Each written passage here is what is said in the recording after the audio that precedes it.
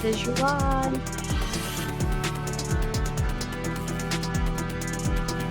That's me. I was like them to do the Twitch account I made for the podcast, and I was like, I don't feel like changing. Okay. Bonus follow.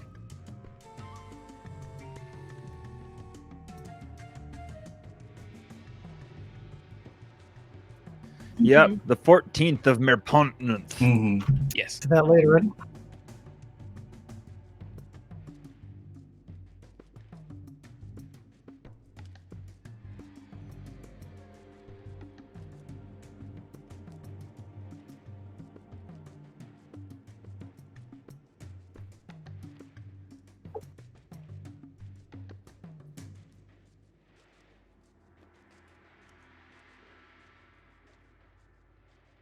Oh, okay. It's almost more Potnith Eve. Well, it's late. What You we It did is now. That's what I building. live for. Oh my god.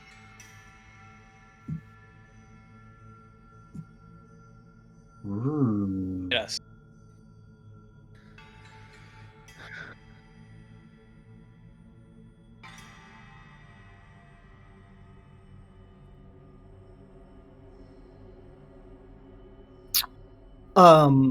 As a character or as a player?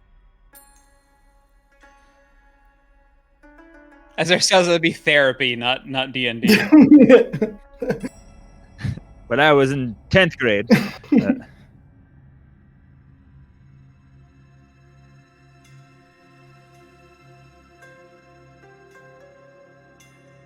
Right. Also, the chat is saying they cannot hear you.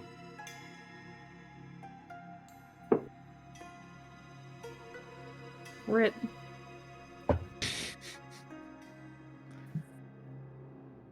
Wait, I can hear you. Can't hear you. It's probably just the wrong input selected on Streamlabs.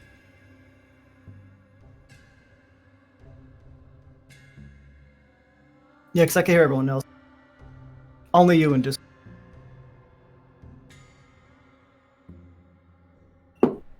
See a Hutch. I see Advent Wolf. Okay, can you guys hear me? We'll see if they Wait can for hear the me. stream to catch up. Yeah. Okay. I heard. Yep, we get a yes. So yeah, my character, the time she has felt most insignificant. Trying to think of one that's not weirdly spoiler story. But there was one time, it was probably shortly after she came to Icewind Dale. It was very different from what she was used to before. And she went out just hunting with her weird adopted father. I mean, he's not weird, but it's kind of a weird situation. And this probably the first time she'd done anything like that. And at one point, she did get separated from him and lost when they got attacked by some wolves. And she spent probably about half a day to most of a day just wandering around the forest, completely lost and not really sure what is going on. And she was maybe a little scared that she wasn't ever going to get out of that forest in that moment, and maybe help from someone else or just her getting lucky enough led her to reunite with her father and be like, okay, I really need to develop some wilderness skills. Nice. Very good. Very good.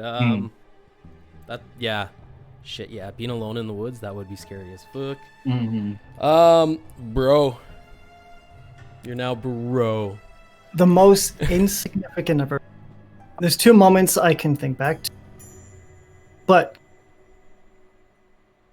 the one that I think of is it's kind of the reason why I'm even here in Swindale, is when the food source of my people started to mysteriously stop.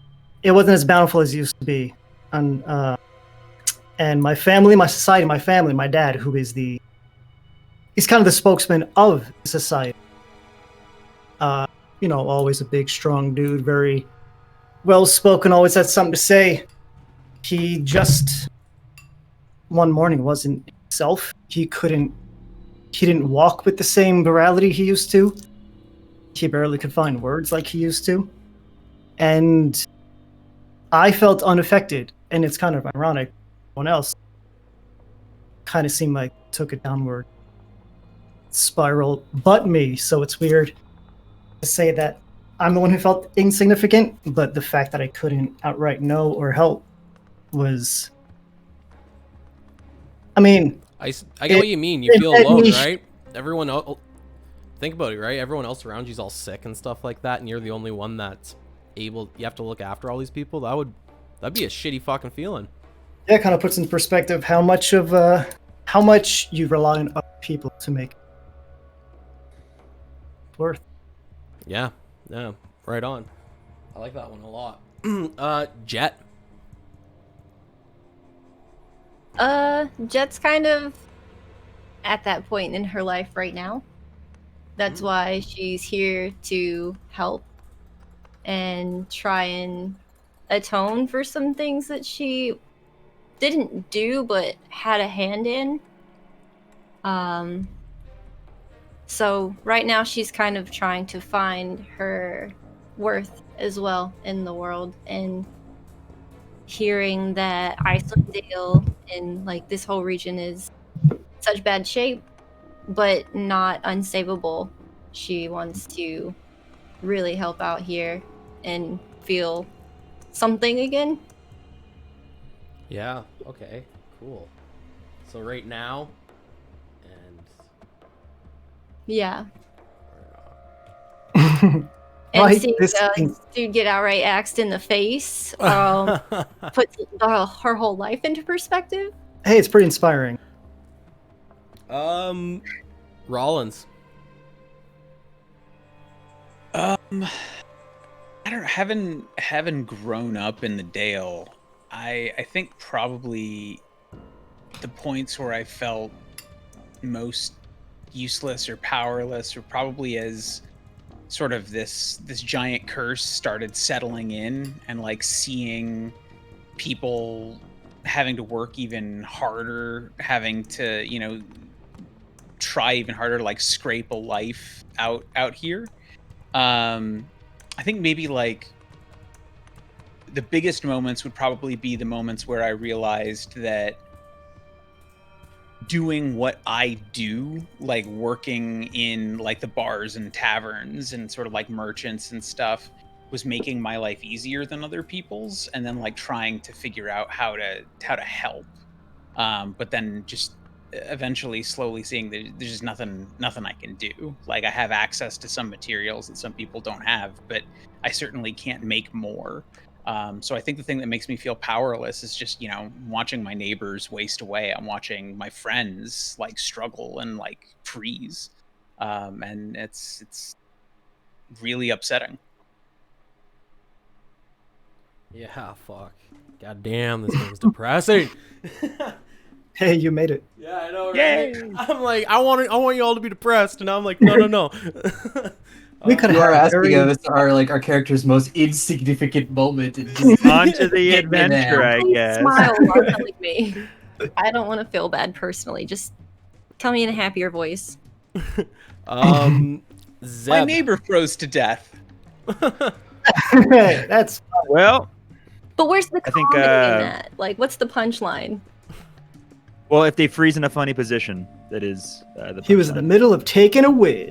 Does it help if they were a goo and now we could just call them a popsicle? They were like a or something.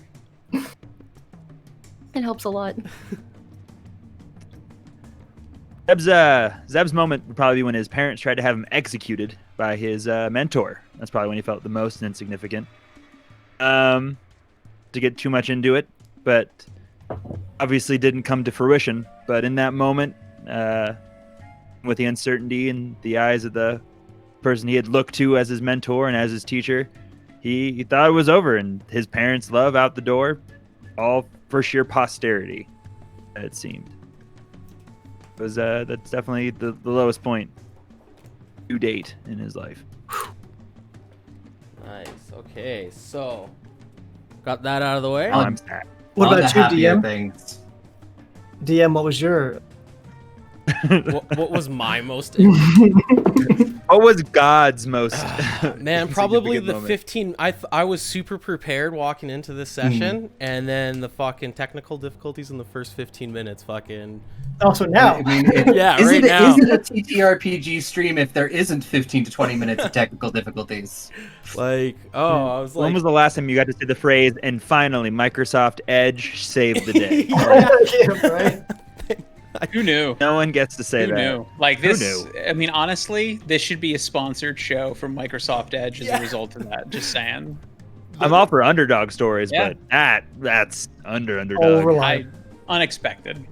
yeah, that caught me off guard too, because it's like most recommended programs like Google Chrome, and you're like, it's not working for me. I gotta go to Edge. What the? Back to the basics. So who Netscape. kind of wants to give a little bit of a recap of what happened last time? I'm glad you asked because I really think that Aubrey should give the recap. I also I'm so happy to volunteer her for those services. I guess I will read my very interesting in-character notes that I shared with the group. So to start things off, the white lady answered questions. Some of us had questions, some of us didn't. A lot of us were very confused and maybe thinking this was a trick. And then we started hearing rumors about, things going on at the castle and the speaker. Maybe no one's really seen him for a while, so there's something up with that. And then talks of demons, as things go. And we got out of the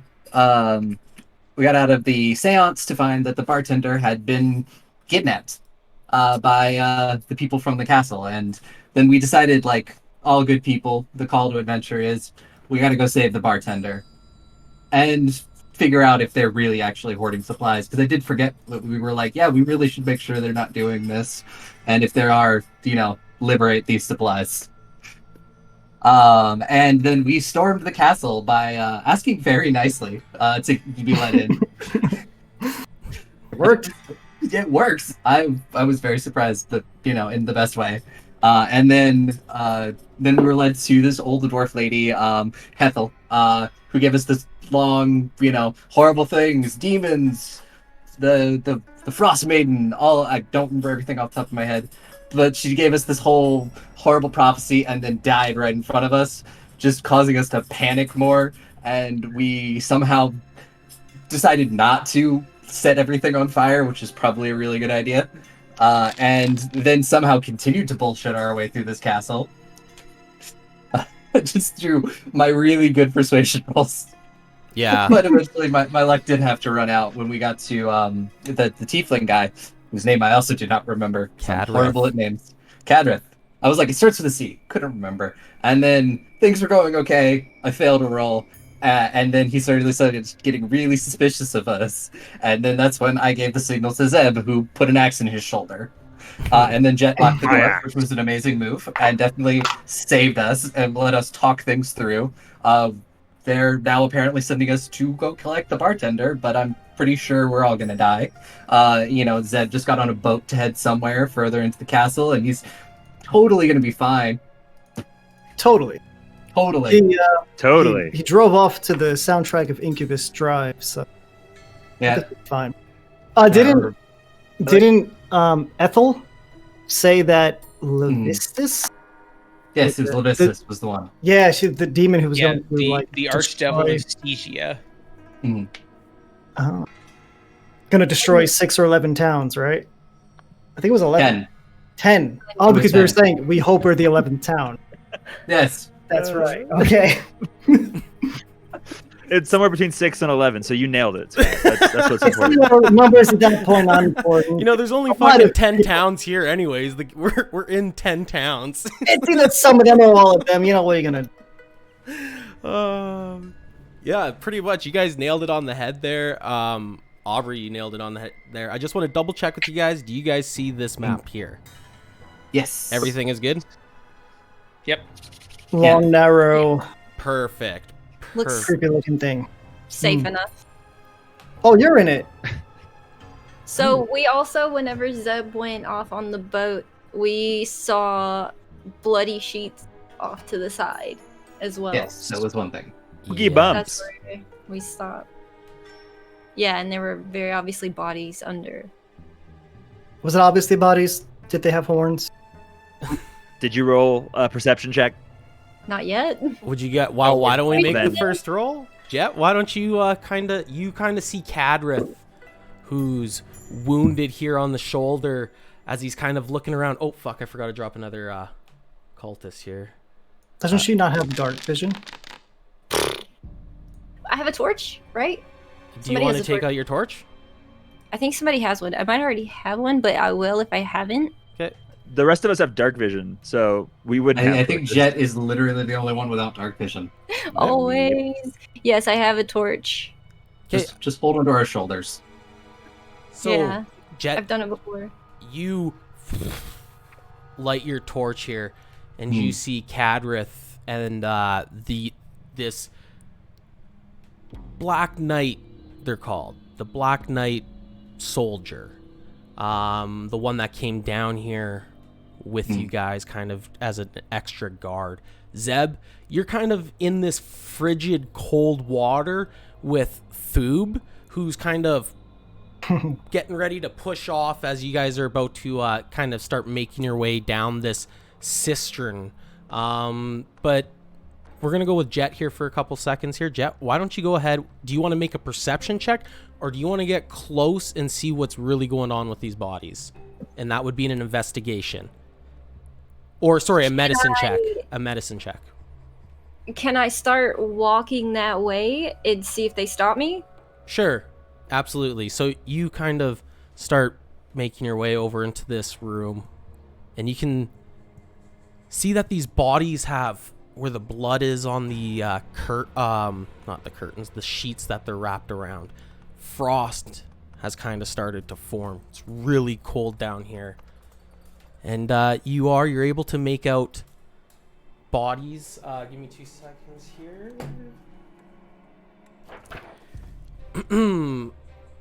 You see... Yeah, you see the remains of 4 bodies. They are 3 human. Average size, sorry. I'm going to say like human length, 5 to 6 feet.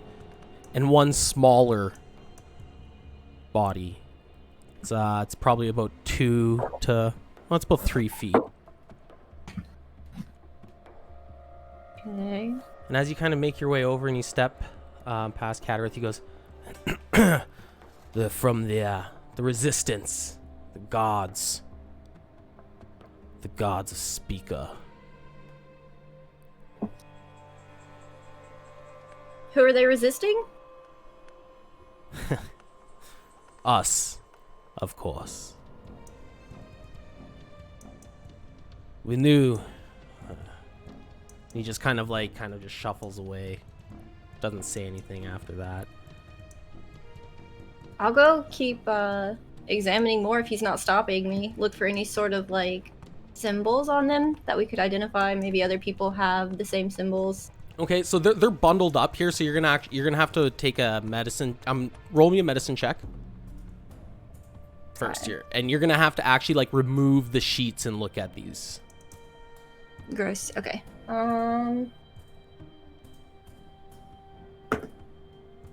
17. 17. Very nice.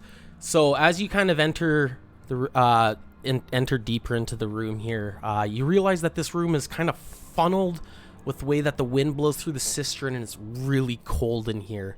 And as you take down the sheet, you see a body that has been frozen, but its throat has been slit. The blood that's all around it is dried and crystallized. This looks to be a human in his mid-20s.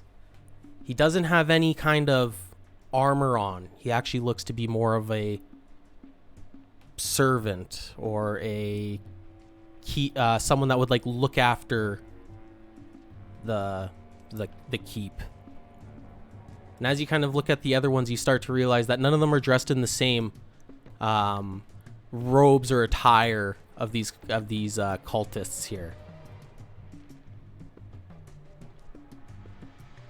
Okay. Are we all looking at these, or is that just Jet at the That's moment? Jet. I'm sure you guys are kind of in there, maybe like looking around as well, seeing what Jet's doing. I don't know. It's up to you. Yeah. Zeb. I'll wave everybody over. Yeah, no, like Zeb is definitely on would have boat followed. Yeah. in water. Zeb, we're on our way out to the water. But yeah, you guys can all. I'm just gonna move Zeb and this guy kind of like out that way. Can I make a history check to try to recognize whatever clothing they're wearing, like any tabards or anything? Yeah, for sure. Oh, and Jet, one thing that I forgot to mention for you on your history check was that these bodies look like they've been down here for about 2 weeks, but the cold is preserving them. I rolled a natural 1, and I have a -1 to history. You Flat 0, Yeah. huh? yeah. Yeah, I'm just like, yep, hero those of are the dead people. campaign. Didn't know you guys do that. Wait, no, they might be alive. Chat.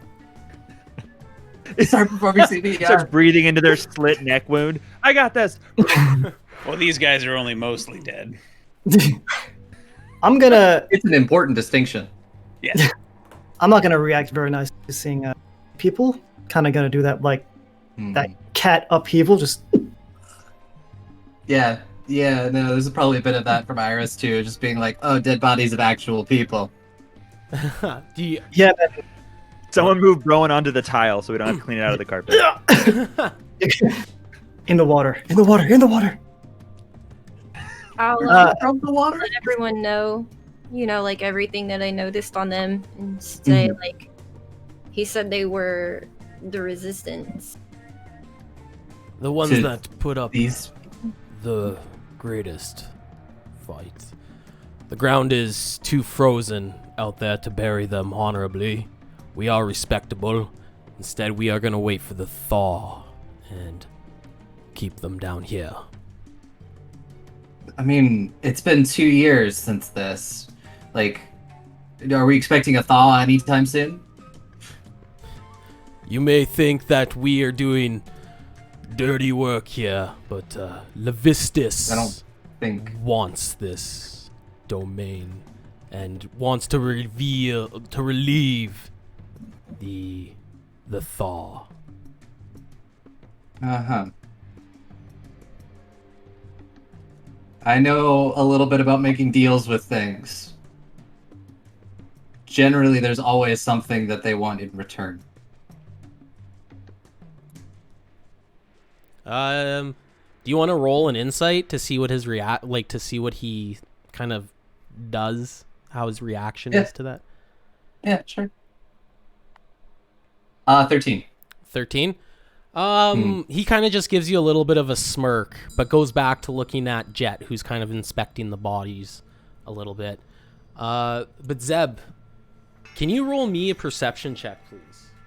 I would love to. I'm sure this will go great.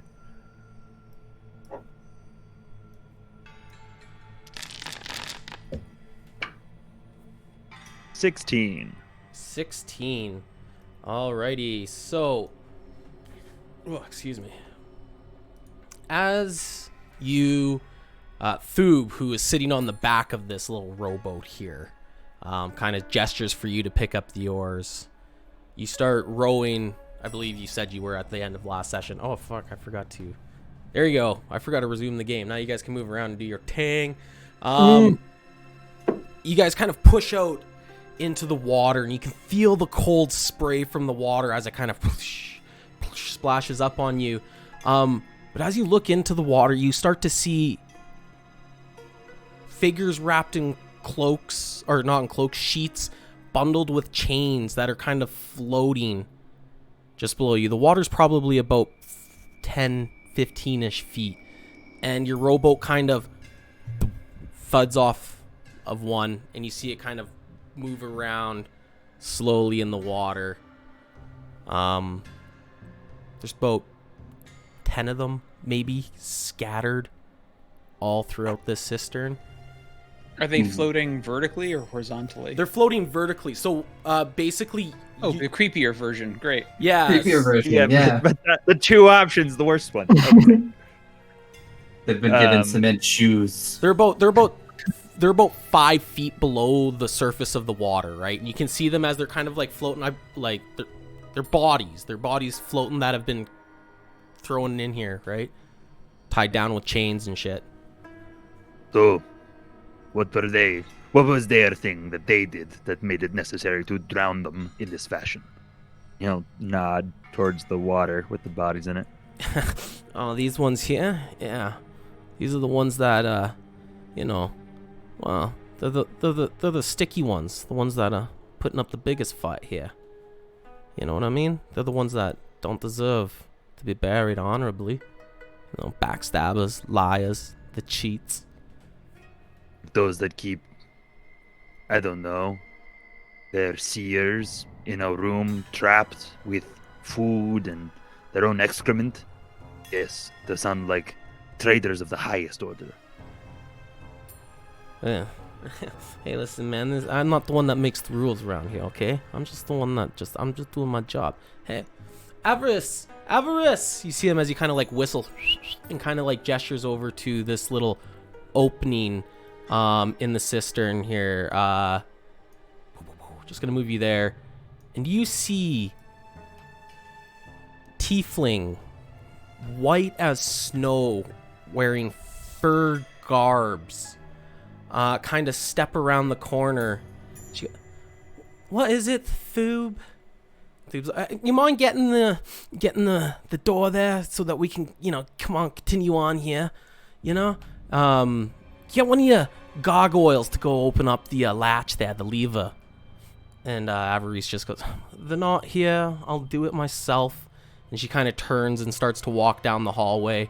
And with that, that's all you see of her. She pays really no attention to you at all, Zeb. You see the poor cutlass open up ahead of you as the chains or the poles that are sticking in the water just start lifting up. Thoob kind of gestures for you to keep on moving. And, got a new follower. Thank you, Advent Wolf. Hey.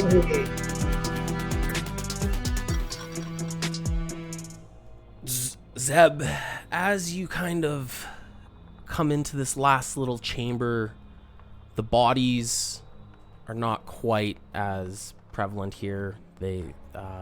It's a lot more icy. The ice has built up here.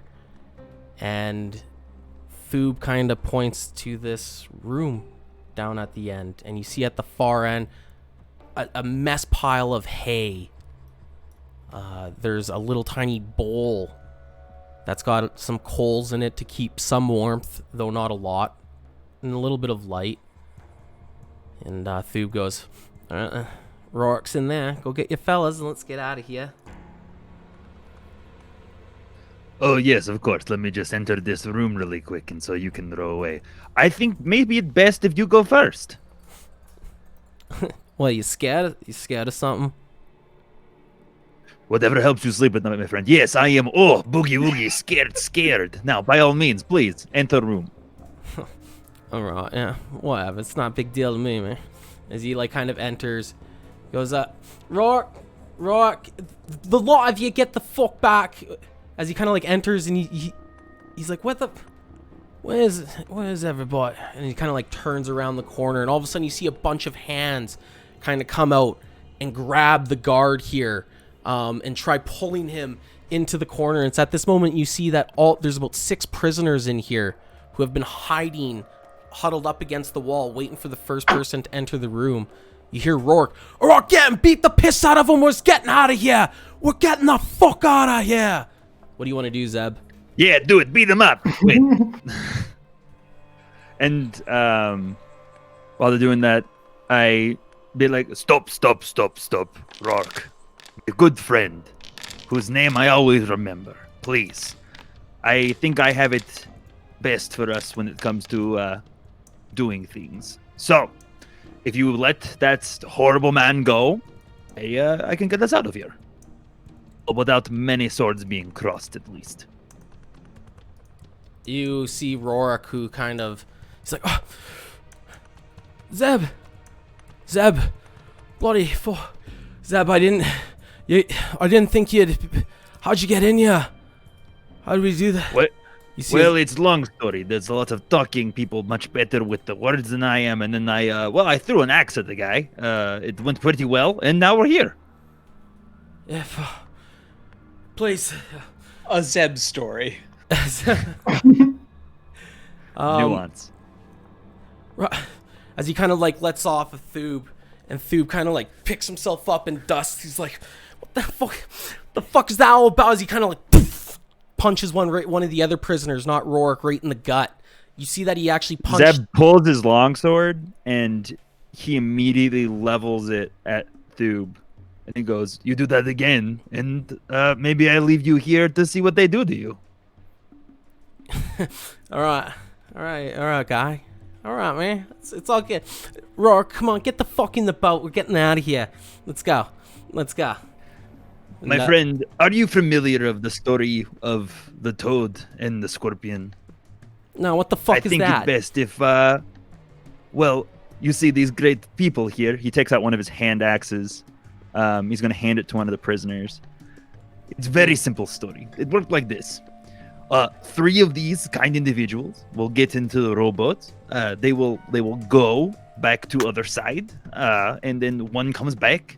Well, more or less, I am going to do what I like to call a gambit, but it's usually something secret, but Zeb's not very good at secrets. All of these people are leaving, if that's okay with you. If not, that's also okay with me. No, Because no, that's gonna happen. no, buddy. No. You got the deals for Rorik, all right? Now, let's not forget, okay, that we got the numbers here, all right? We got the numbers here, so let's not make any cash decisions, all right? We got a whole unit upstairs just waiting for you. So get your fucking guy and get the fuck out of here, all right? It's fair point. Yeah, we go upstairs. This whole unit, we die. But what's important is that you will be dead long before any of that happens. If that's the way. Excuse me, kind people from Seance. Do you want to weigh in?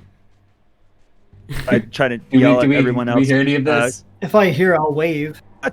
You're gonna have to roar Not too far away, performance don't because these tiles are actually 10 feet. So it's like each square is 10 feet. So, but I'll give you advantage because it's a cistern, right? So I feel like that would echo your voice pretty well. Probably pretty echoing.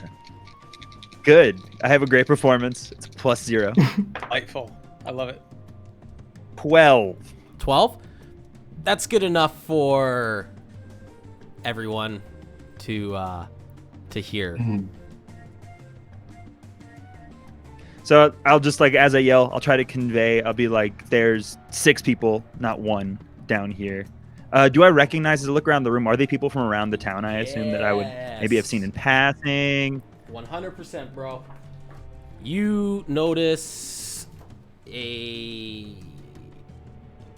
5 servants. Lanthus Alderdusk. He's a older man. You know him as like the scribe or the assistant to Speaker Chronic. Elprit Nalbrav is a tall, thin, 55-year-old human butler. Remember that 90% of the people in Icewind Dale are humans. Just so you guys know. So when there's strange races, it's humans and dwarves. Malbra Norbrev, who is Elpric's wife. And then you would see Tam Sharf, who is the mute of the town. Kind of like, that's the town's mute, the town's beggar, you know what I mean? The real poor one, but everyone kind of has the soft spot for him. The panhandler. The panhandler, yeah. A busker? Does he do like a fun dance? I don't know. I don't. And then Dasser. Dassir, and that would be the dog keeper. Mm. And I'm just doing. So he's going to yell at everybody.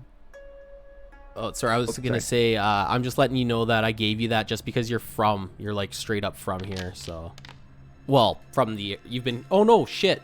You've been here for 2 years. Fuck, I got you and Rollins mixed up. Whatever. Good enough.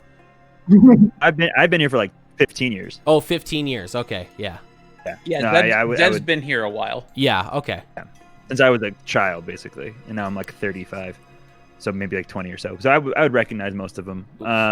So I yell that at the party to let them know that there's more than one person down here, and maybe I'll be like, I know them.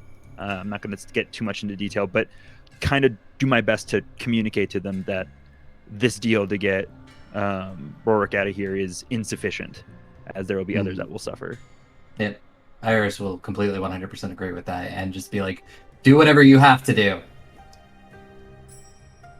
And she's just gonna, because Demon Guy is still with us, right? Yeah. Oh, yeah. You're gonna see Kadrith, who's gonna kind of look at you, like, no, no. The deal is for Rorik only. You can't. We're not going back on our words. I'm going to look at Kadrith and say, look, I know you're just trying to keep stuff in line, but holding people down here, it's not right. Let's take them back out to town. We'll make sure they get supplies. We'll make sure they leave you alone. That's not going to happen. That's not. No. You seem to be under the misguided impression that this is a request. Are we? I'm gonna hold my staff very tightly. I'm gonna look at him and be like, look, you may know me, you may not know me, you may know any of these other folks here, but people are just trying to get by. Life is tough. If they're here, they're eating your food, drinking your water, using your fuel to stay alive. Let us take them. Takes the resources out of your having to manage them. We'll make sure that they leave you alone. You want to roll a persuasion? Yeah. Can I aid with that? Yeah, you know what? I'll say you're aiding because you guys said, like, this is an intense situation, right? You guys are outnumbering them right now. And so, yeah, you can roll the persuasion with advantage. I'll look over at Iris and start to, like, lower my torch and squint at her. That is going to be an 18. Natural 15 plus 3. An 18. Hey, they don't have food to spare, just like we don't. Or do they? Well, they might. That's fair. That's fair. I have no idea what their food stores look like. I'm just assuming. They have a Ralph's in the castle. What is that, an Arby's? Damn. An Arby's? At least they could have had, like, a Hardee's. Carl's Jr. Carl's Jr. What a burger. Where the hell did that come from? Oh my god. In and out? In this part of Icewind Dale? I thought they were only on the West Coast. Weird. Aggressive push to the north. Kadrith's going to look at you, Rollins. And you can see his chest is, like, starting to puff a bit, beef up. He's getting angry. He's getting agitated. He's just... 2. Rorik plus 2. That's it. The others were not planning to kill them. They're useful. But first, they must obey. Obey what? What are you trying to do? You trying to convince him of something down here? Brainwashing him? Sounds like he wants to join his cult, is what it is. He's not gonna tell you. He's just, they must follow the way of Levistus. Levistus has specifically requested that these ones. Zeb, do you speak Dwarven? Let me check. Okay. I believe I do not. I speak a whole litany of other languages. I speak Sylvan and I Giant. also speak Sylvan. I do not speak. I Dwarven. was hoping that you might speak Dwarven so I could yell at you, but I only speak Common and Dwarven. I don't I mean, speak anything else. I can always yell at him in Sylvan. I'm gonna nudge Iris and say, go ahead and ask Zeb who we got back there. And she will get the she will info. call down there in Sylvan, just being like, who exactly is in the prisons right now? Zeb will respond in like kind of a reedy, high-pitched voice that's very different than his like normal common voice in Sylvan, and explain the 5 others in detail, because he would assume that Iris would have maybe met some of them in passing, if not all of them in passing as well. So he's going to be pretty detailed with it, while being succinct. Yeah. Okay, 1 second here. I'm just gonna copy and paste these names for y'all. Blip, beep. Blip, blip, blip, blip, blip, blip. So we've got the scribe, the butler's wife, the panhandler, and the dog keeper. Ooh, That's interesting. That's cool. Interesting. That's very cool. Yeah. Scrolls. I'm sure if there is. Yeah. And she will relay all the information to Rollins. Okay. Even if it's even if the only language we share is common, she'll do that. Okay. So I think the scribe should probably come with us because he's older. And then I think maybe we should get Tam or Malbra out as well because they're probably less physically fit than the others. Zeb will purposely pick the frailest of the two. He doesn't know the stakes yet, I guess, but he would also be inclined to do much the same. Okay, taking the frailest. Yeah, totally. Tam and the scribe. What's his name? Lethis? Yeah. Lanthus? Lanthus. Yes. So Rorak, Lanthus, and Tam. Yeah. I think are the 3 we're pulling. Zeb. So sorry, not Zeb. Thoob's gonna look at you, Zeb, and he's gonna go, well, how the fuck are we gonna do this, huh? Who you taking? Who am I taking? How you want to do this, big guy? It would be very easy. So this is how this work. I will let them take boat. Both get on the other side. Easy, simple. And then one of my friends, my good friend Rolo, he get in boat. He bring it back.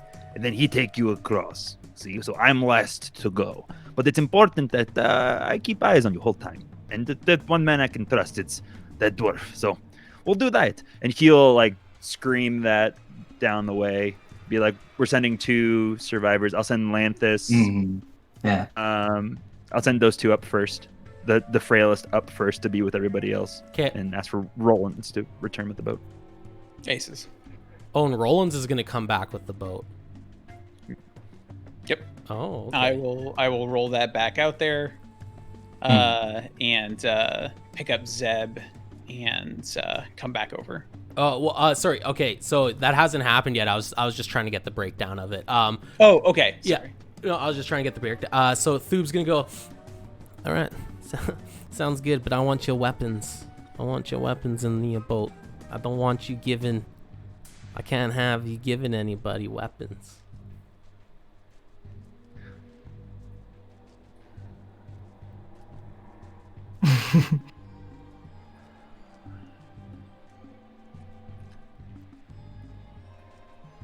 Man, oh man.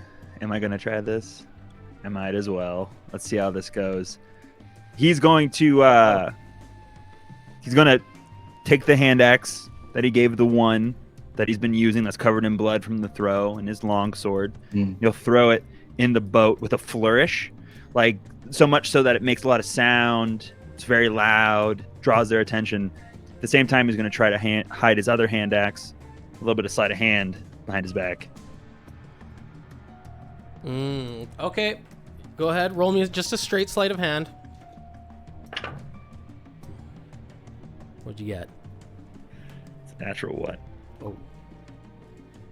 So as you go and you I throw everything in anyways, and I was like, aha!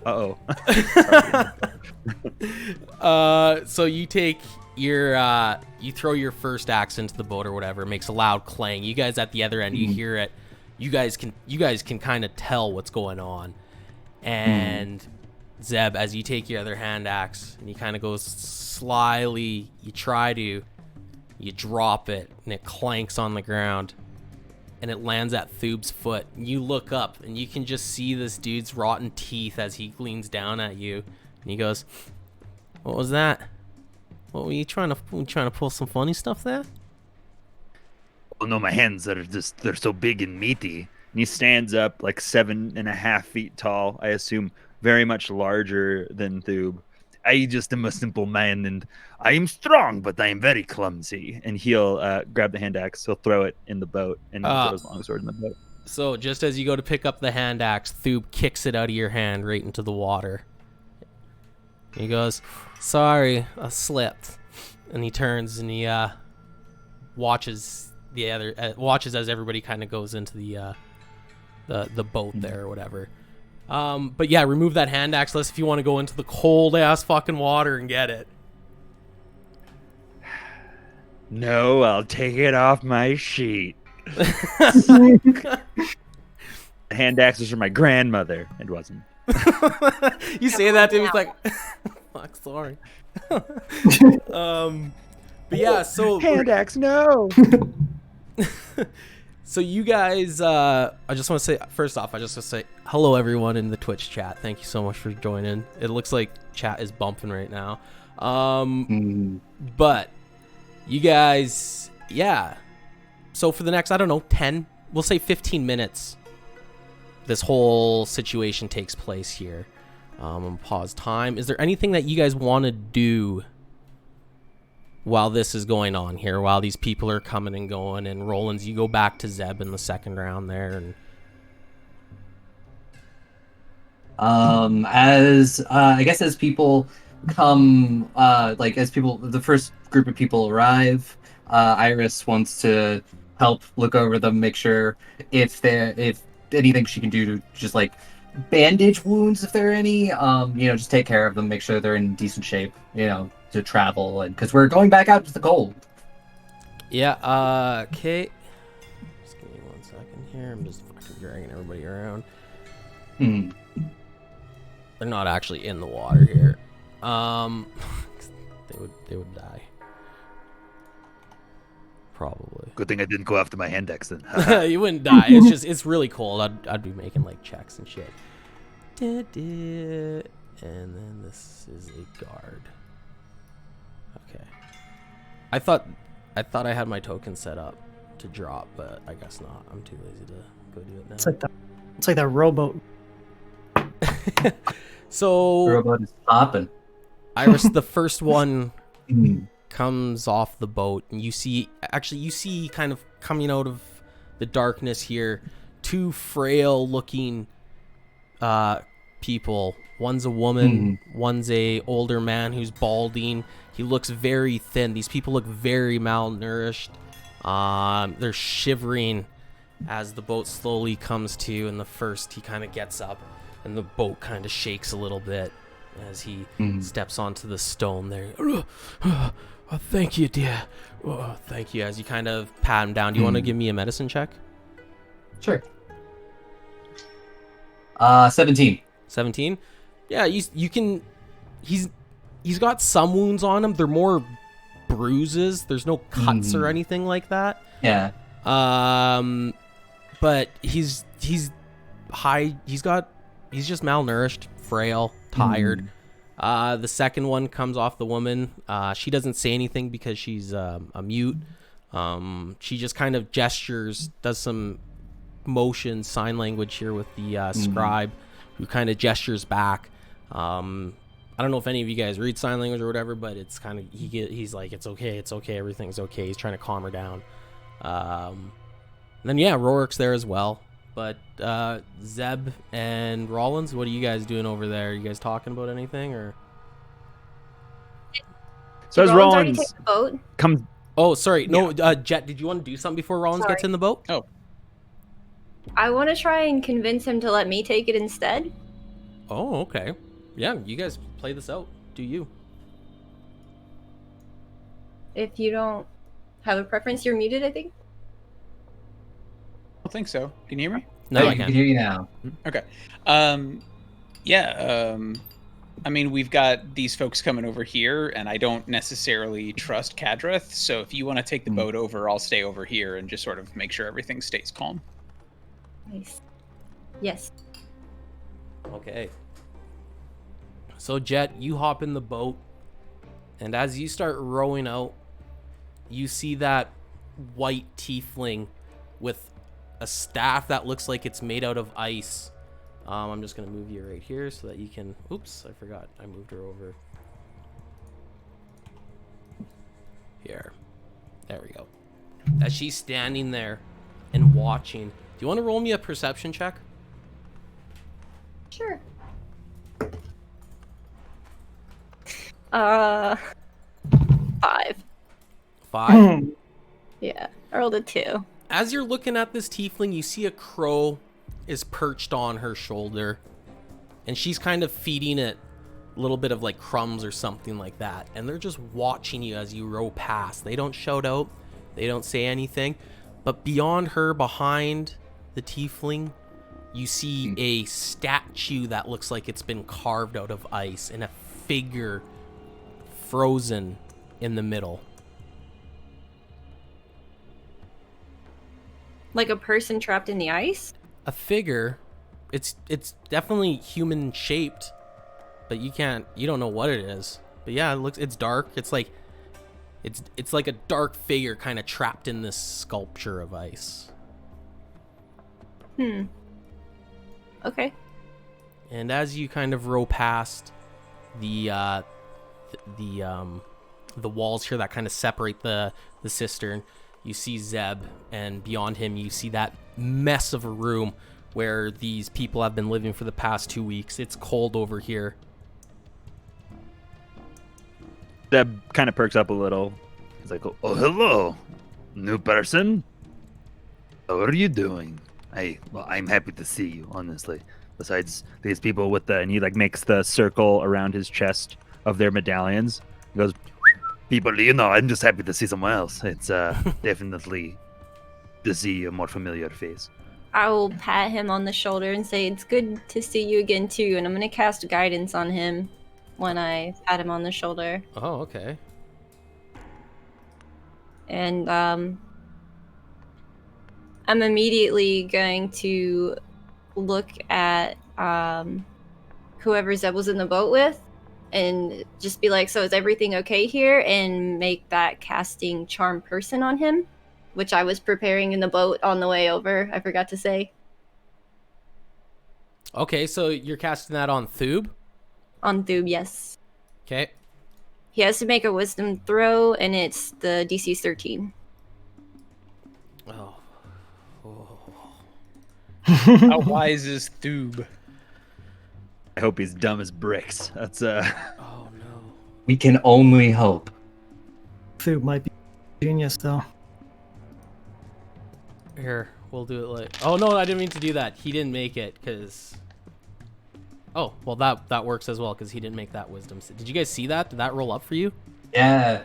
Yeah, the Yep. 19 and the 4, yeah. It would have been a 4, because I'd take the first. But yeah, he rolled a 6 in real life, so he doesn't make it.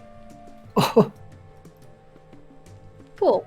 So, Yeah, I didn't think I'd get this far. so I'm sure you understand there's not room for everyone to go back on this boat. You wouldn't mind sitting this one out, would you? Oh.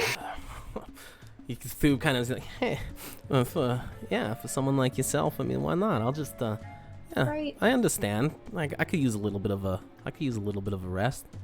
Yeah, go take a nap.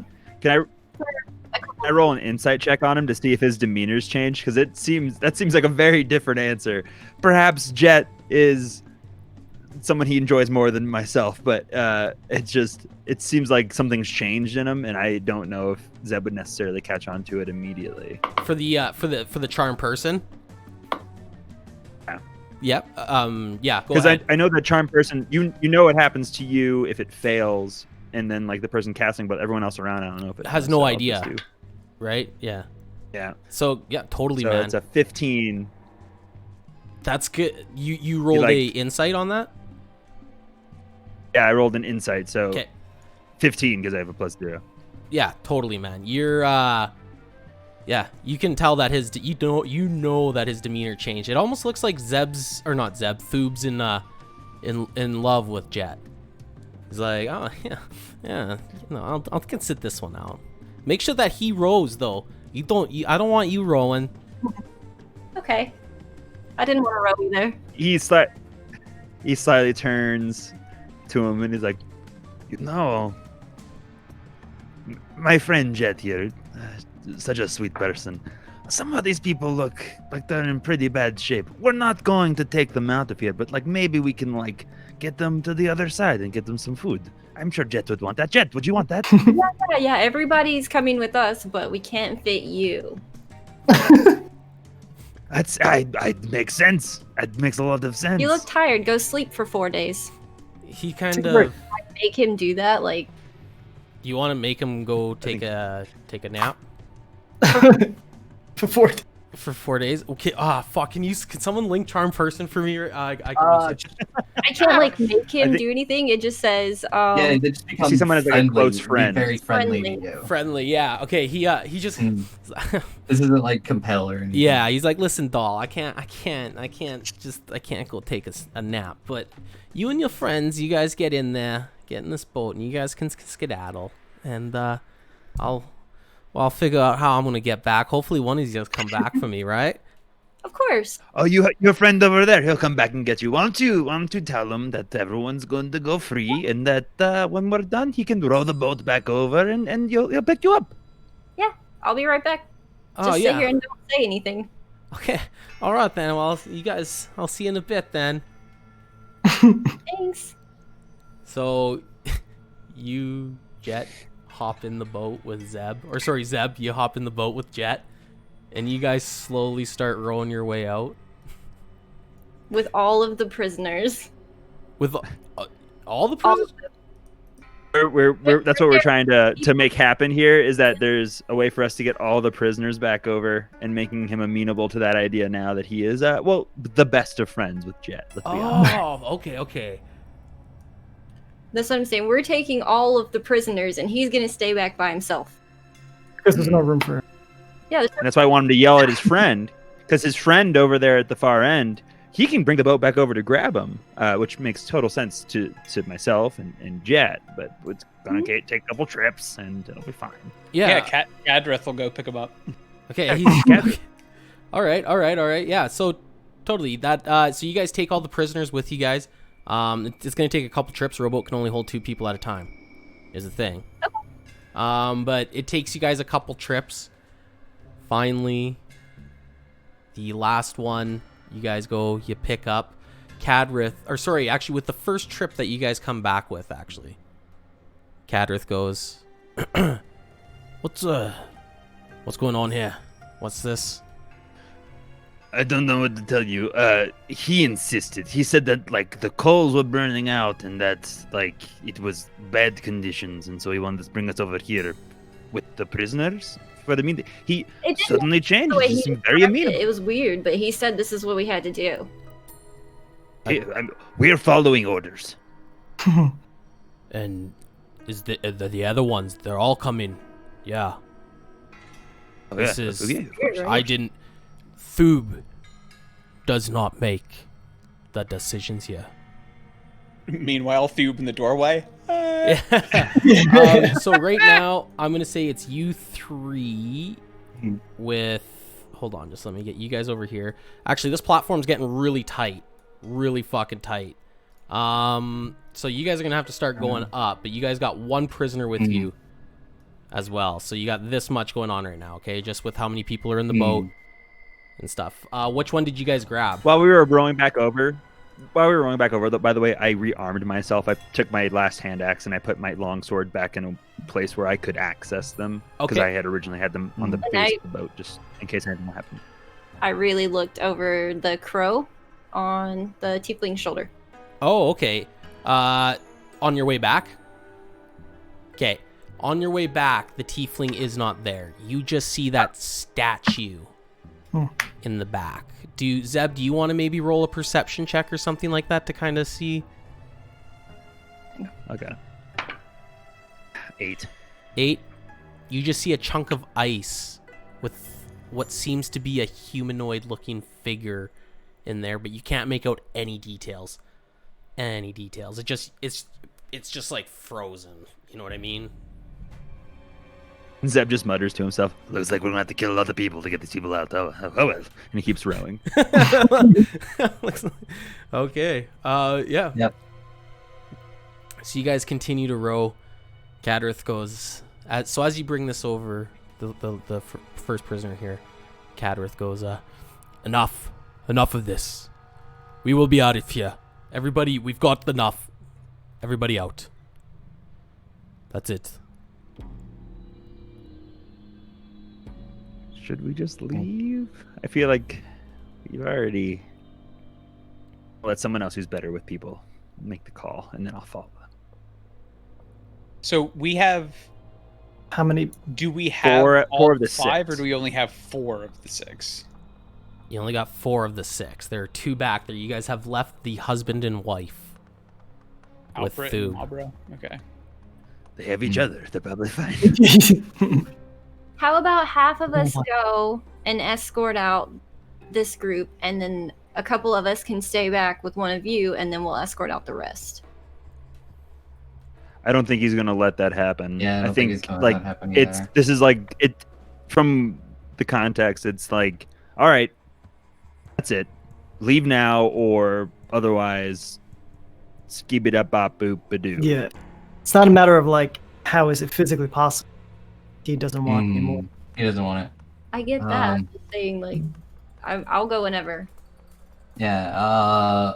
Iris will like be like sort of looking at Rollins, just being like, try to be like, how do we want to play this? Do we start? Double look at do we Rollins start too. like just like try to communicate? Like, should we start swinging? At what point should we start swinging?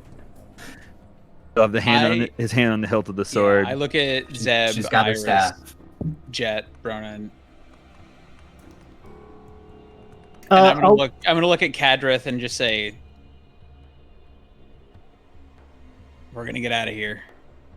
We're gonna make sure these folks stay out of your hair. I need your assurance that the no-brevs are gonna be taken care of. You have nothing to worry about. Now, you've been gonna- as like, much have of a a lot to pain in worry my about. ass as I've been a pain in this town, I realize. But you've got what you desire. Now leave.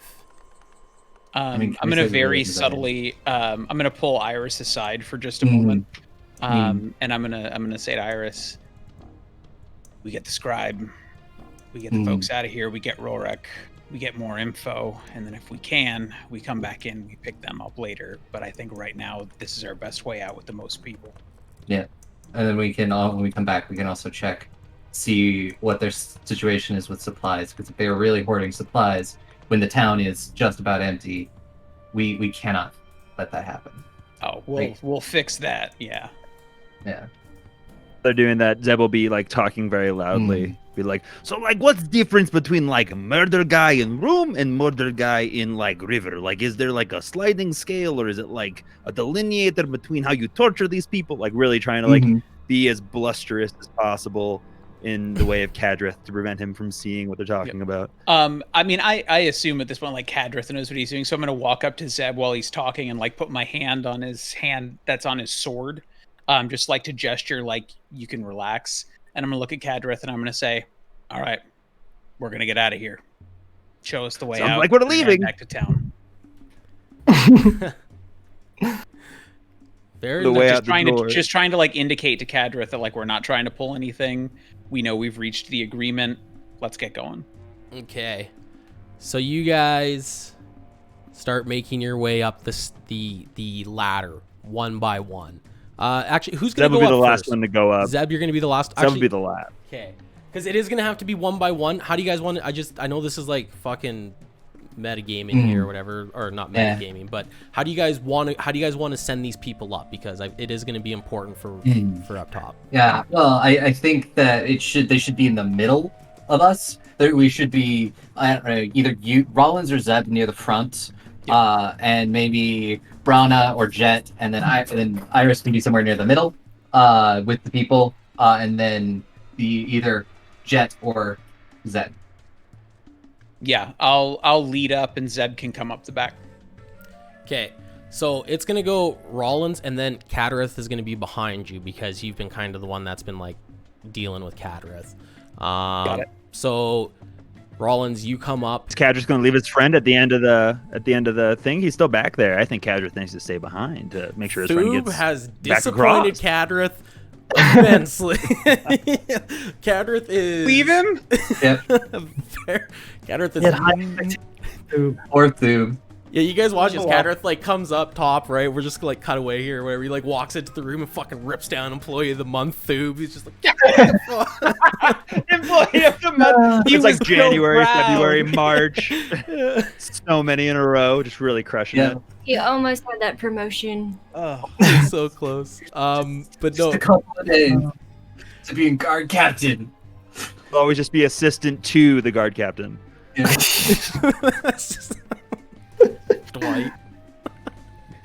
But yeah, you so Rollins, you go up first, and you're met with about 3 black knights, 2 who have swords kind of pointed, and 1 who has an arrow drawn. And the one who has an arrow drawn, or are you doing anything as you come up, or are you just kind of like Mostly just keeping an eye out. Okay, yeah, you can tell it's a tense situation, right? So like you Yeah. kind of crawl your way up or whatever, you look, they see you and they're like, he's still alive. Come on. He's next as he like keeps the arrow kind of pointed on you. You see Katareth come up. Are you gonna grab Katareth like as he's coming up? I mean, I'll help him up. Like I'll I mean, offer like, him a because hand. you're kind of holding him hostage, right? Remember? That's how the last session ended, because that's how you guys got Hostage. down here. Is because you're like, if you guys do anything, we're fucking killing him, right? Yeah. And that's the whole reason why nobody's really We attacked let our you guys. leverage go. They may decide. Yeah, I mean, at this point, we're trying to de-escalate. I think now that we've sort of reached this, so like I'm gonna help him up, Okay. but I'm also going to like keep my hand on his elbow. Okay. Yeah. So you can see Katareth as he's kind of just wounding, and he's like, "Where the fuck's Hethel?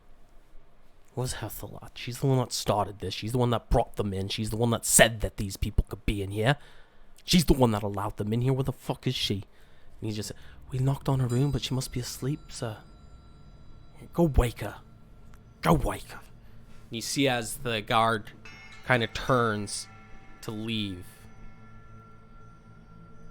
Mhm. Doing anything, Rollins? I mean, there's really nothing I can. I mean, it's gonna take him a little while to get up there and figure stuff Yeah. out, so I'm just gonna let him go. Yeah. Okay. Yeah, I'll take him Yeah. about. Yeah, it's gonna take him a while. Okay, so the rest of you guys start making your way up. You make your way to the to the tower here, because it was in a trap door. I'm just gonna move you guys to the keep at the care. Just a new map here. Whoopsies. Activate.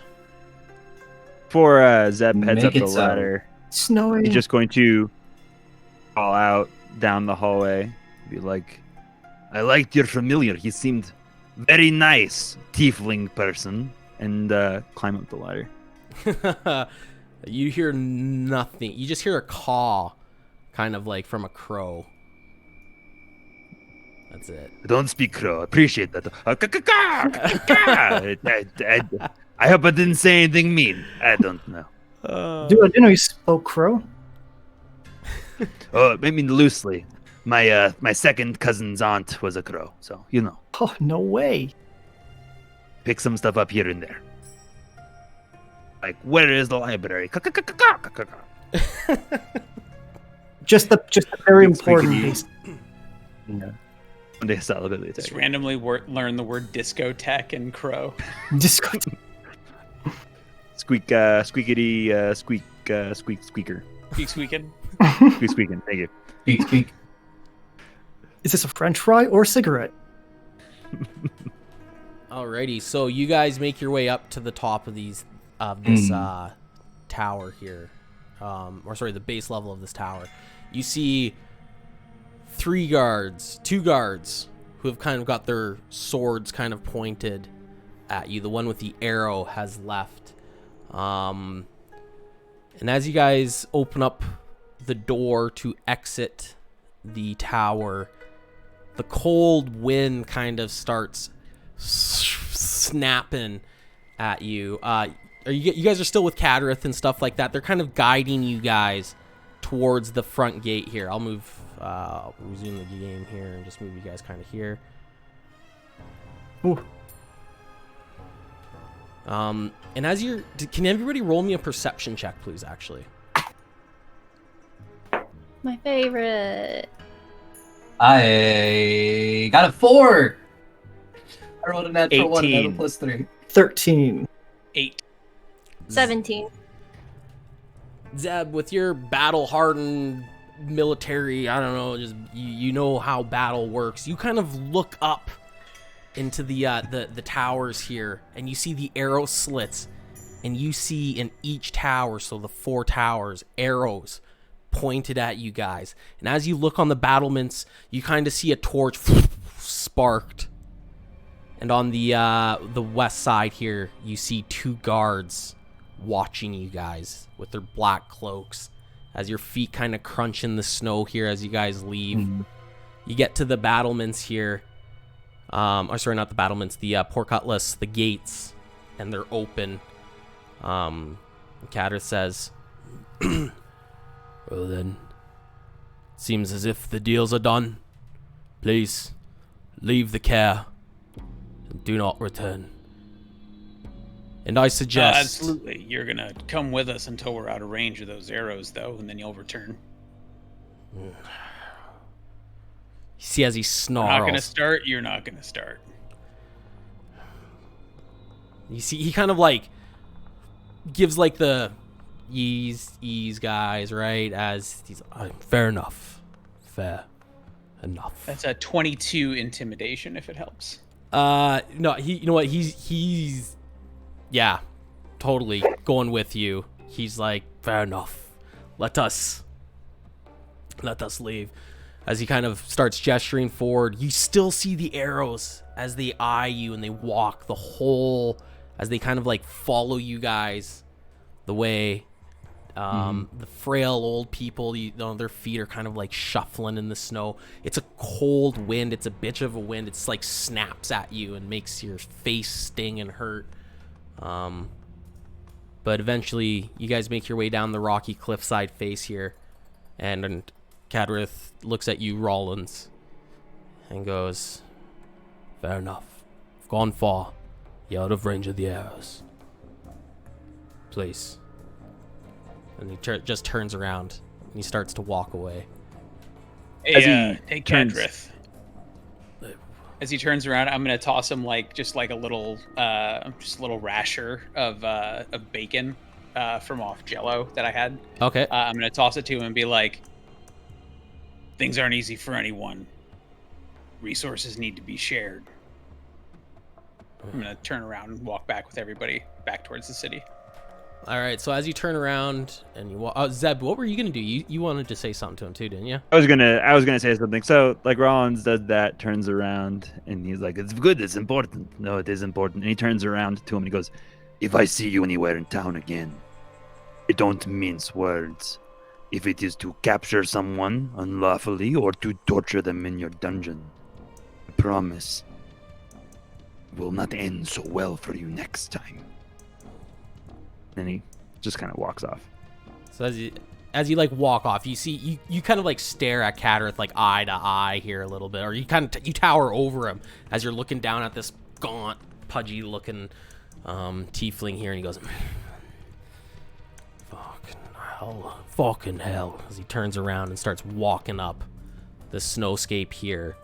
And as you guys take your last little glance at the care, you see the white tiefling standing there with 3 guards around her who have their swords drawn as Kadareth starts walking his way into the care.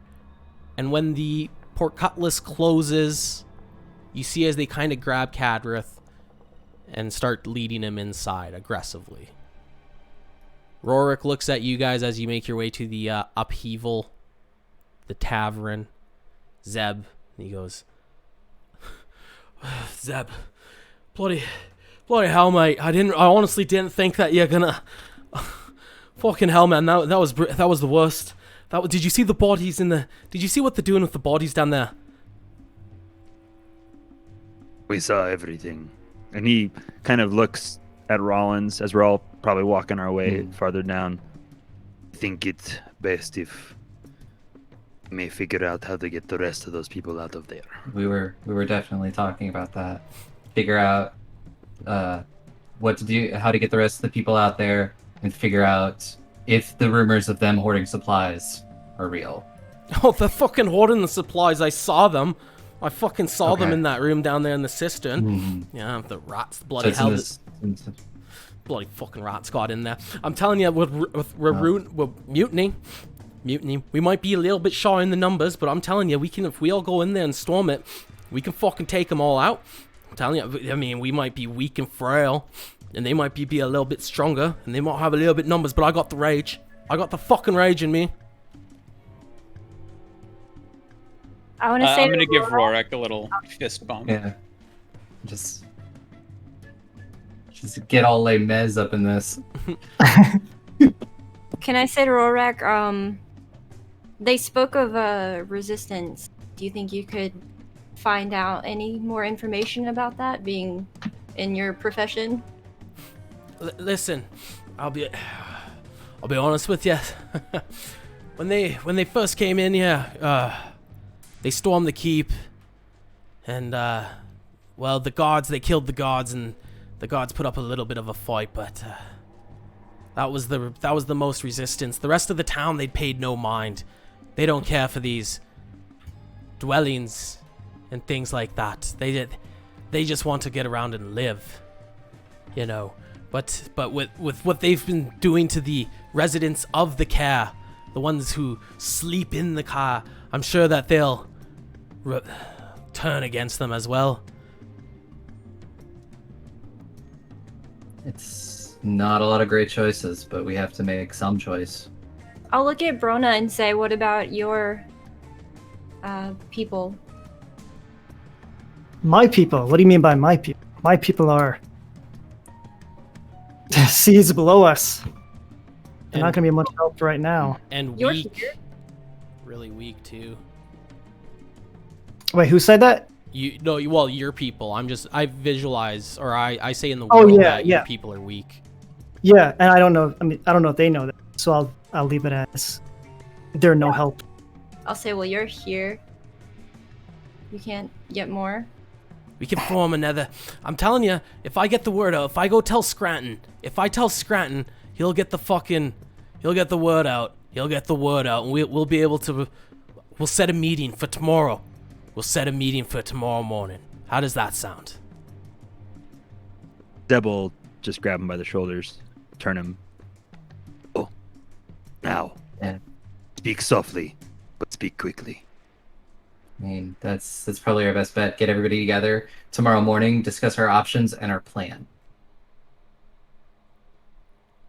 Alrighty, so you guys enter the uphill climb as this conversation's taking place. Oops, I gotta drag you guys all out here again.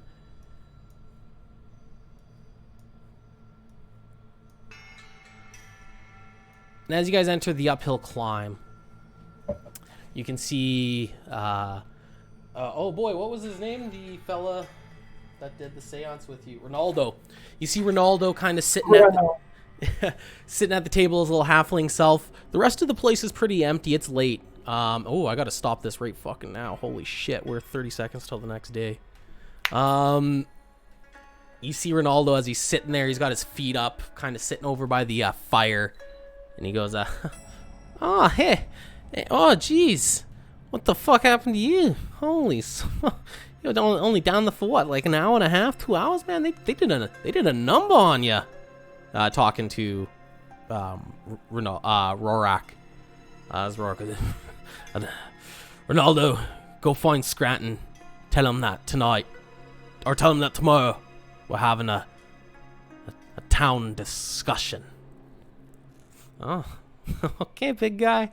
All right, whatever you say. As Ronaldo kind of like gets up on his feet and kind of starts shuffling out the door.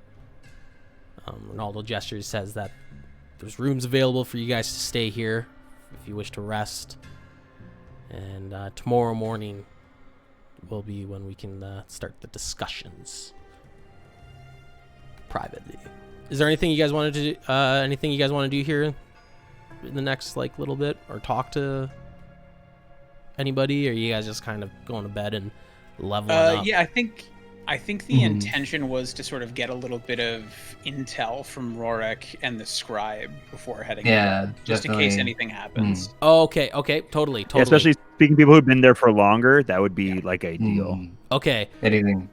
Yep. Okay, so Rorik kind of, as he tells Ronaldo to kind of get out and go tell Scranton that to go start spreading the word, you guys all sit around the table here.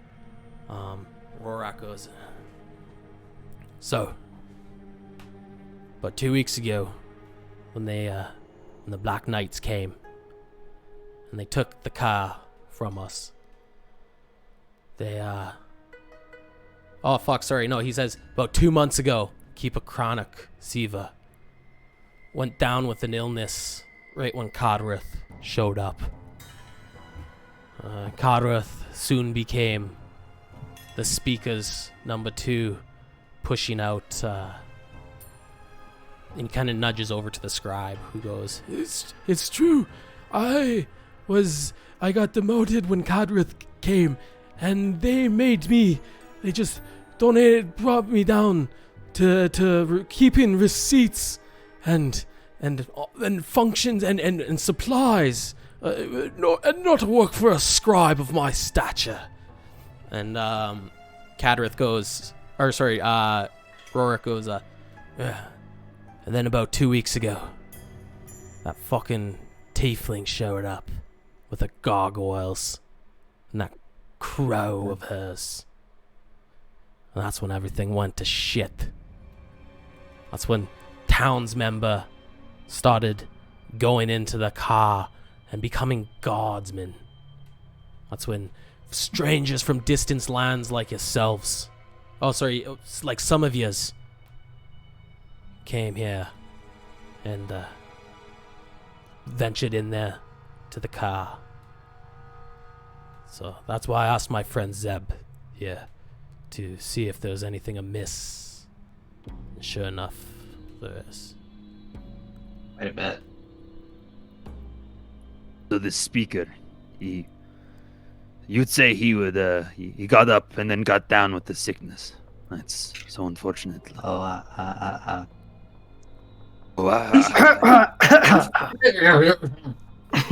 got the Speaker. He's claimed it was weird when Codrith showed up. He just said he was sick, and he stopped making the appearances. And all of a sudden, Codrith comes in and starts making the appearances, making town decisions like cutting off the mead to this very end, to cutting off the knucklehead trout that are fishermen of the towns gather. They take most of it, all they give us a little bit. I make my chowder with it, enough to keep these folks hungry, but not enough. Hmm. And you see, the scribe goes, it's true. For ever since that the East Haven ferry has been frozen, and the supplies come from the main road, they have been dwindling. But the Speaker, Chronic, he did originally keep a little bit for himself. It was no secret, but now much of it is being kept. All of it is being kept. This is not the way of Cara Danavel. It is not. Yeah, Chronic might be a little brass and difficult, but he still means well.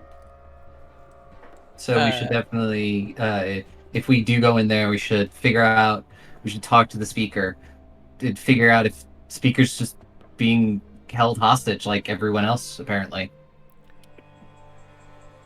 Can everybody roll me a history check here? 7. History 19! is- Natural Oh, 18! I got a 10. 16 plus 3. Nice. Man, these dice are going to dice jail tonight.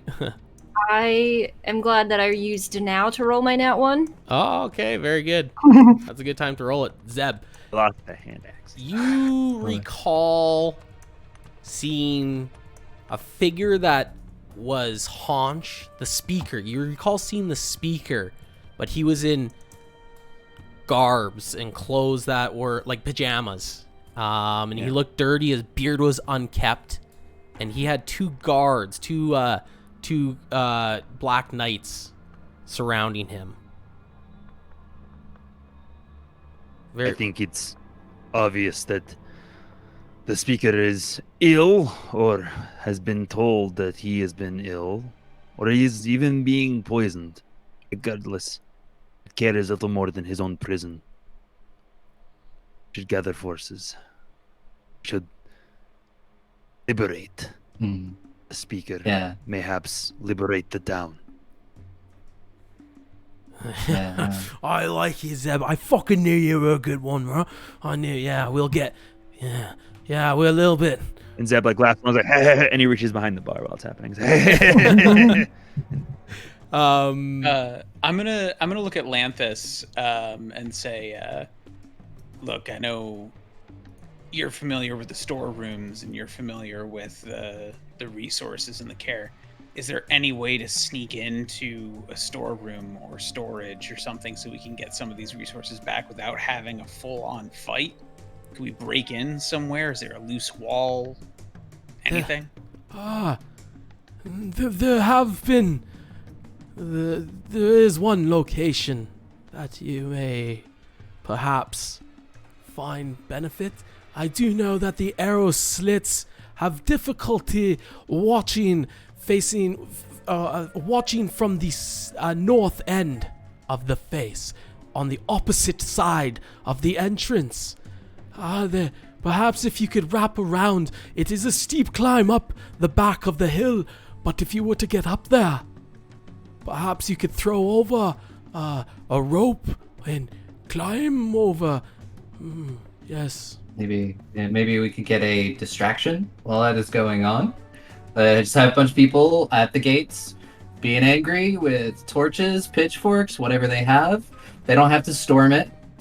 We can go around back while everybody's distracted, and hopefully climb the walls and at least be into the storerooms before anything, before they even realize that we're there. Well, that might work, but remember they have guards outside. They have bows and arrows. So unless the distraction wants to take some arrows for the team, Maybe if they stand just out of range, amassing and Yeah, standing it's, as like they can be far enough away that they maybe don't feel like a threat, but they are something that the guards are trying to keep their eyes on. Also, there's that one guy, Tim. He's not a very cool guy. He definitely beat up some children. They can make him go first. fuck Tim. Totally Yeah. fucked him. Yeah, Wow, fuck fuck Tim. that guy. So he leans over to Rourke. He's like, tell Tim he's captain or something, and he'll make that mistake. Yeah. Get him a jersey if he wants. Give him a Send him in. The sea. Send in the Tim. I'll look to Lanthus and I'll say, color me naive or if you want, but what exactly makes these people think they can overrun a town and have the majority against them and be okay with it? Are they especially dangerous or something? Sounds like a demonic cult that they were worshipping. My little blue friend, I think maybe your time on the surface has been scattered, but if you have arms and armor in this place, you can control whatever anyone lets you. Yeah. So what? The fact is that when Cadrith came, the Levistus started appearing. These cultists that you are going after here have died in the tundra of Icewind Dale, and Levistus himself has granted them the second life. And so, they have abilities that make them better and perhaps a bit stronger. You see Rourke as he kind of like hunches down a little bit. And as you kind of like look around, you look at Rourke and you remember seeing the cultists in there. They looked nourished, fed, stronger. And you look at the few people in this tavern, who's pretty much Rourke and the ones that you guys have rescued. And you see that they're frail. Their skin is kind of like hanging off of their bones. They don't have a lot of muscle. So yeah, that's why. This is why that the Black Knights have been able to hold control for 2 months. And with us cut off from the rest of 10 towns, and the Speaker sick, who's to aid? Who's to aid us?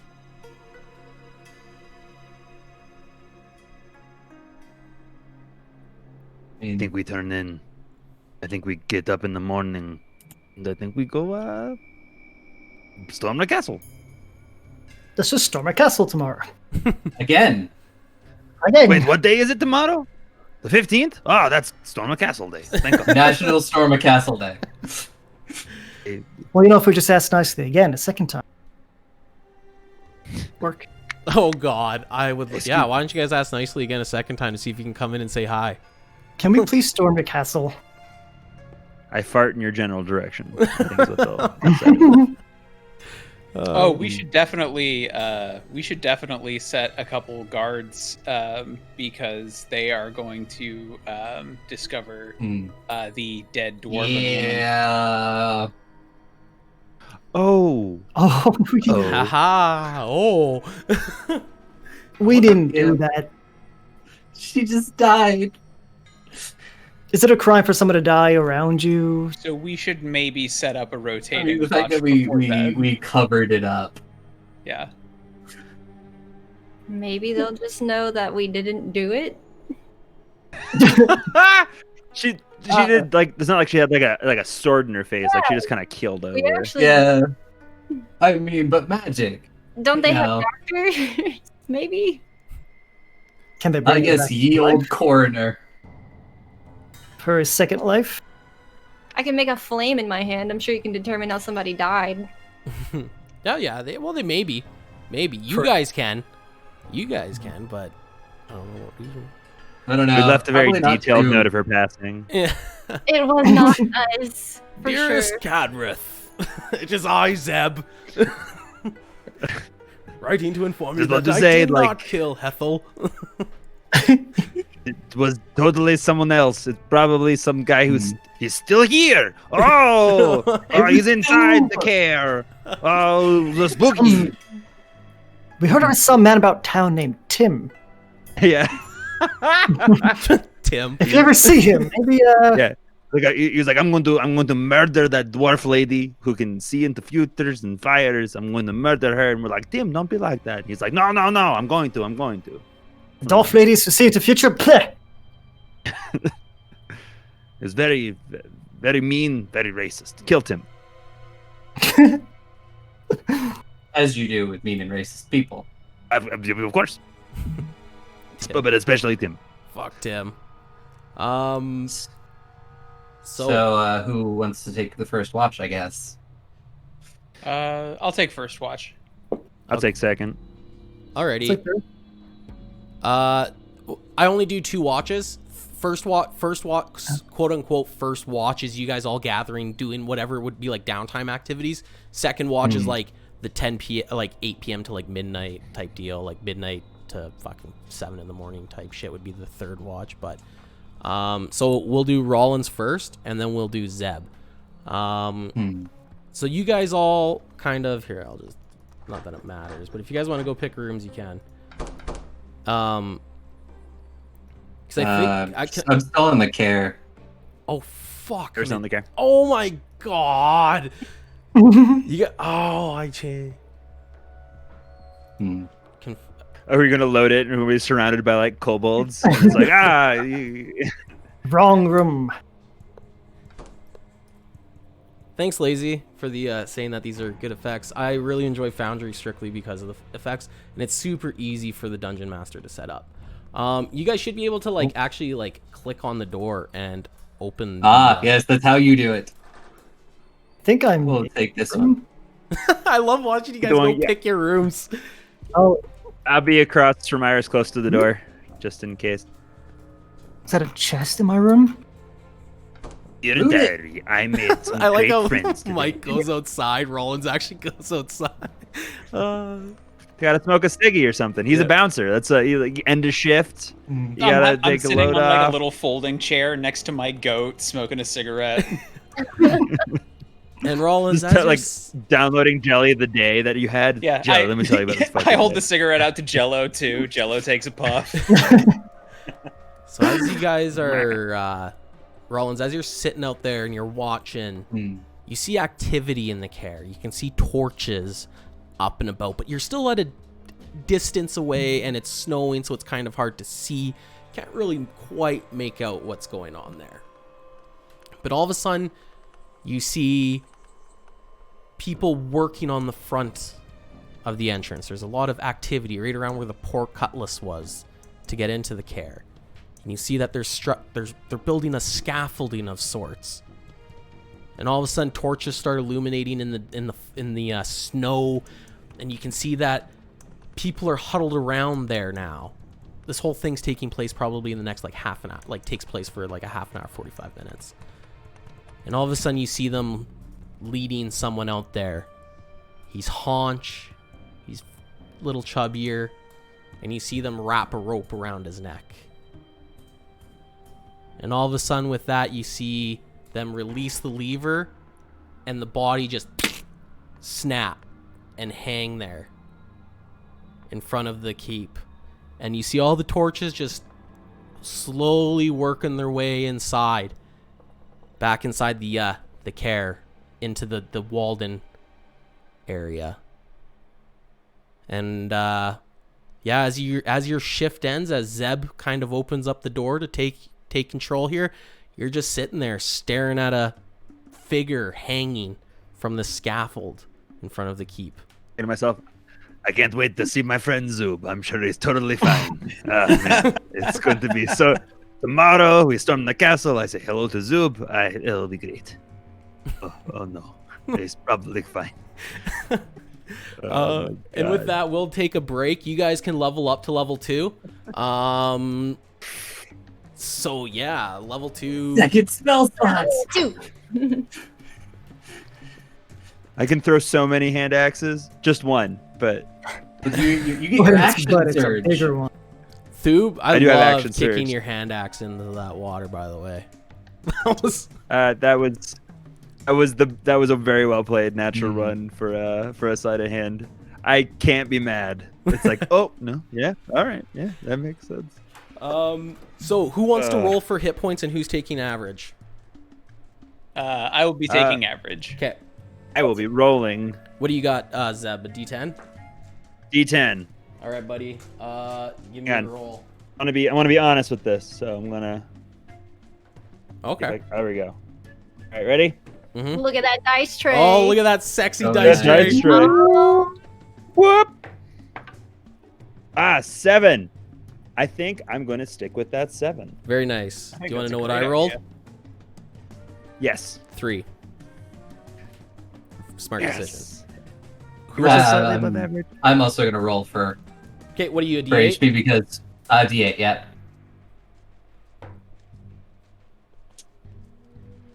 I rolled a 7, so I'm gonna take the 7. Okay, very good. I rolled a 4.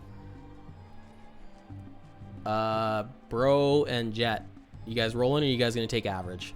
I'll take average. Jet, you want to gamble? Okay. yeah, What D8. are you, D8? Okay.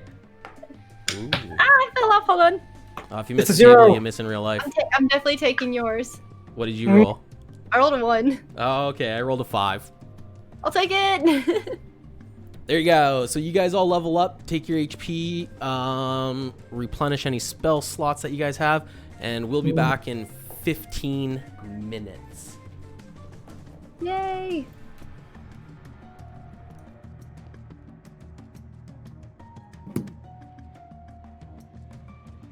I need some use. Bell. I'm going to go grab a drink. I'll be back momentarily. I'm also going to be doing that drink. If I pour it Same. all in the same jug, does it count as one or Of multiple? course. Does that hold up in court? I'm gonna finish my Bring back level a up really chalice. fast, and then I'm gonna go probably grab a snack and some drinks. I'm actually gonna finish that too. I think I got my What stuff was that? dialed No, in. the stuff's I think that's it. It's just HP and action surge. The guiling Do, influence. do, No. do. That was gonna do Fiendish Vigor.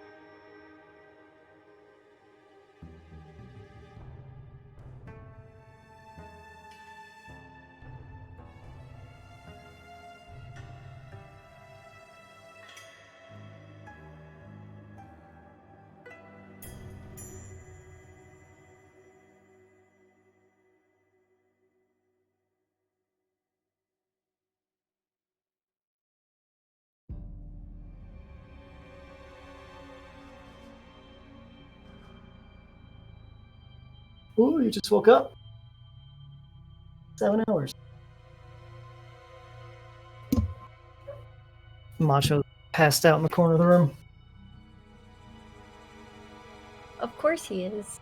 Isn't he always? Of my room? Picking my level 2 stuff would be way easier if I knew what most of these spells did. Do they not have descriptions? Well, there's like I have to Macho pick live in the land. I have to pick like a circle now. You have to pick a circle. Yeah, it's like a devotion type thing, I would say. Like I'm devoting to like I'm picking a path. Pick circle of the moon, the land one side. Says such. The land on Sark, that's what I'm looking at. Back, stop talking trash about me. No. What? No. No. Also, who? Who are you? Who said that? Are you the guy that we hate? Could be a lot of different people. Is it Tim?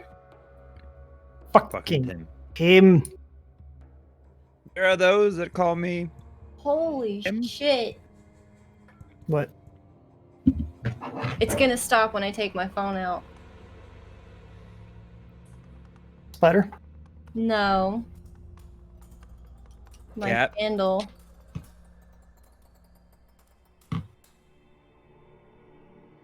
So if the curious. candle's flame is normally like this big, and it's like, you know, It's like- and it's flame things. It was just way up here and like at the very top. It was like Is the window open? Yeah, I'm thinking the wind was blowing it, but I was scared that it was gonna like. It was gonna grow out of its own. I am free from the waxy prison! I make the rules around here now. I already know. All these There it spells, goes. not very helpful. I need to be more helpful. What is I mean, Bronin? What is Bronin's class? Cleric. So I'm not very helpful now. I mean, But when I'm dying, I think you're We'll see about what to happens. be. See what happens. well, that's funny because like Pathfinder clerics are like Mhm. original D&D clerics where they are basically heal bots. Until you get to higher levels, and clerics get pretty cool. But then Mhm. like 5e clerics, they retooled it so you can be like the fighter / healer, which I kind of or appreciate. you could be like a weird wizard cleric too. Yeah. There's some cool stuff, especially like you can be like Domain of Light. I was a Death Domain cleric. That was pretty fun. Death Domain is really fun. Yeah. I'm just continuing my warlockness by being a warlock. I'm gonna quadruple class, so I took a dip immediately into Rogue to get sneak attack. It's gonna get really off the rails real fast. Yeah. Druid, Game? Yeah, then Artificer. yeah, Mm. yeah. I think I I'm can make squirrels into guns. that would be awesome. Yeah, I'm gonna do 3 levels warlock, 3 levels glamour bard, and then just just trade off between classes. Shh, they can hear us on the stream. Don't tell the DM. Tell the DM. We're cheating. We're cheating. Man, I rolled a natural 22. It's amazing.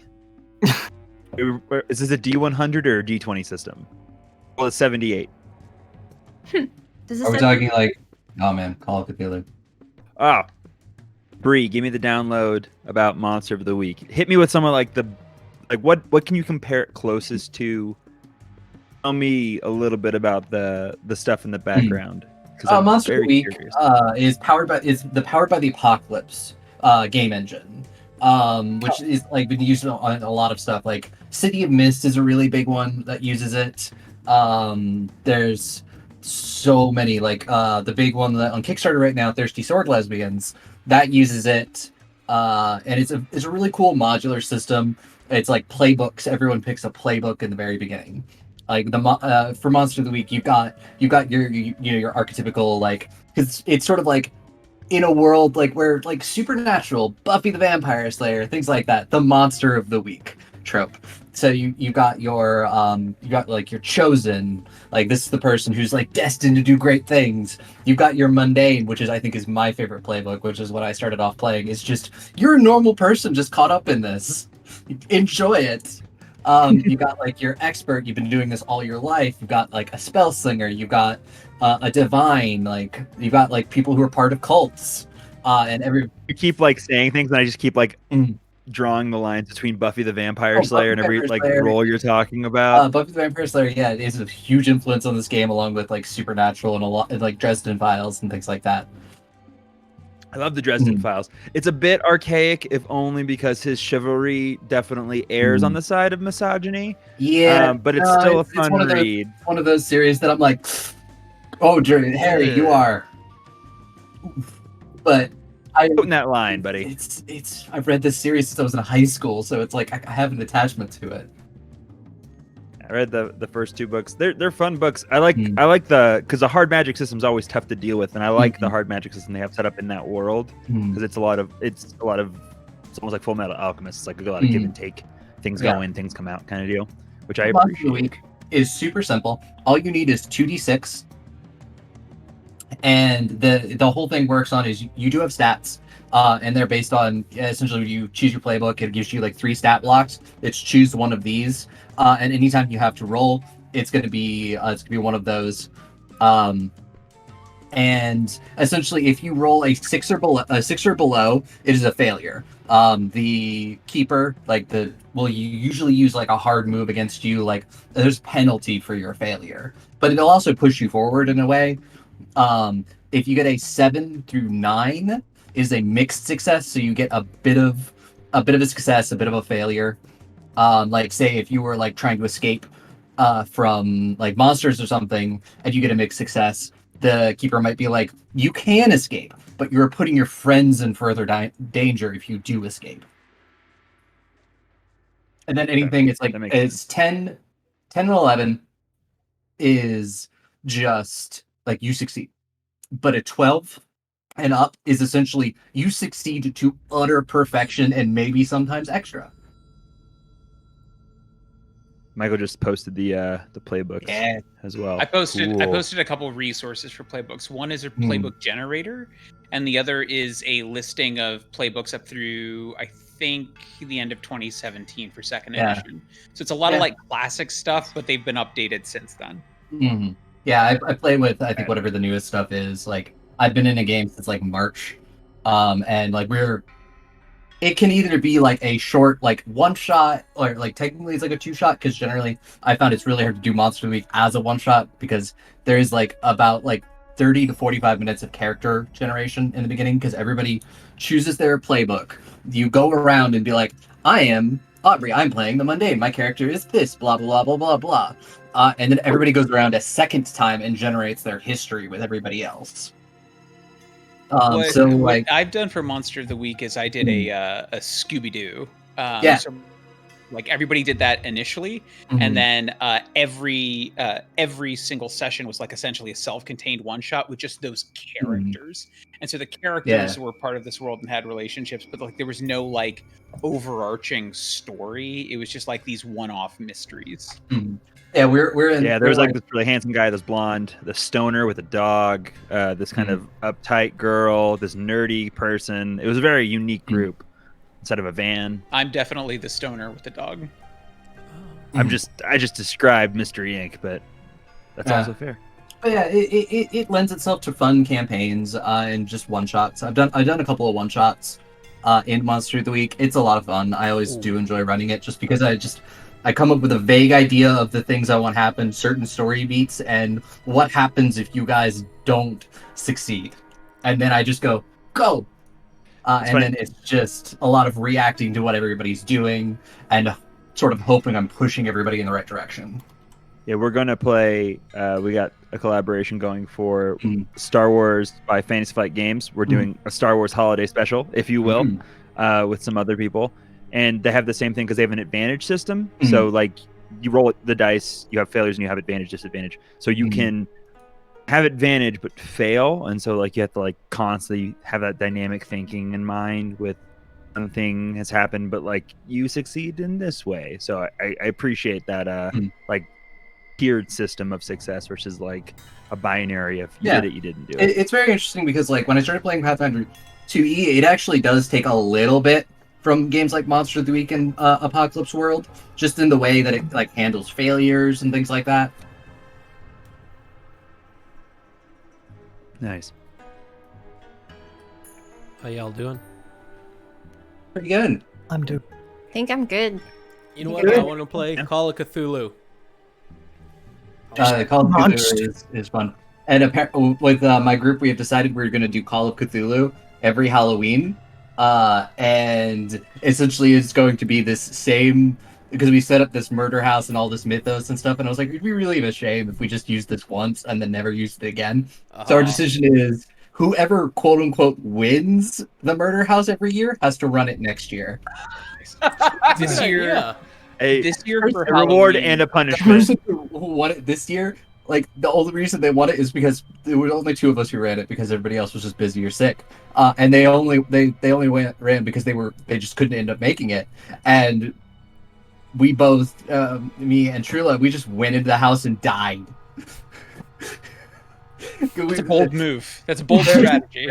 Ferris was just like, "Oh, do you continue going?" And we're like, we don't know what's going on. We don't know where these kids are. We don't know anything.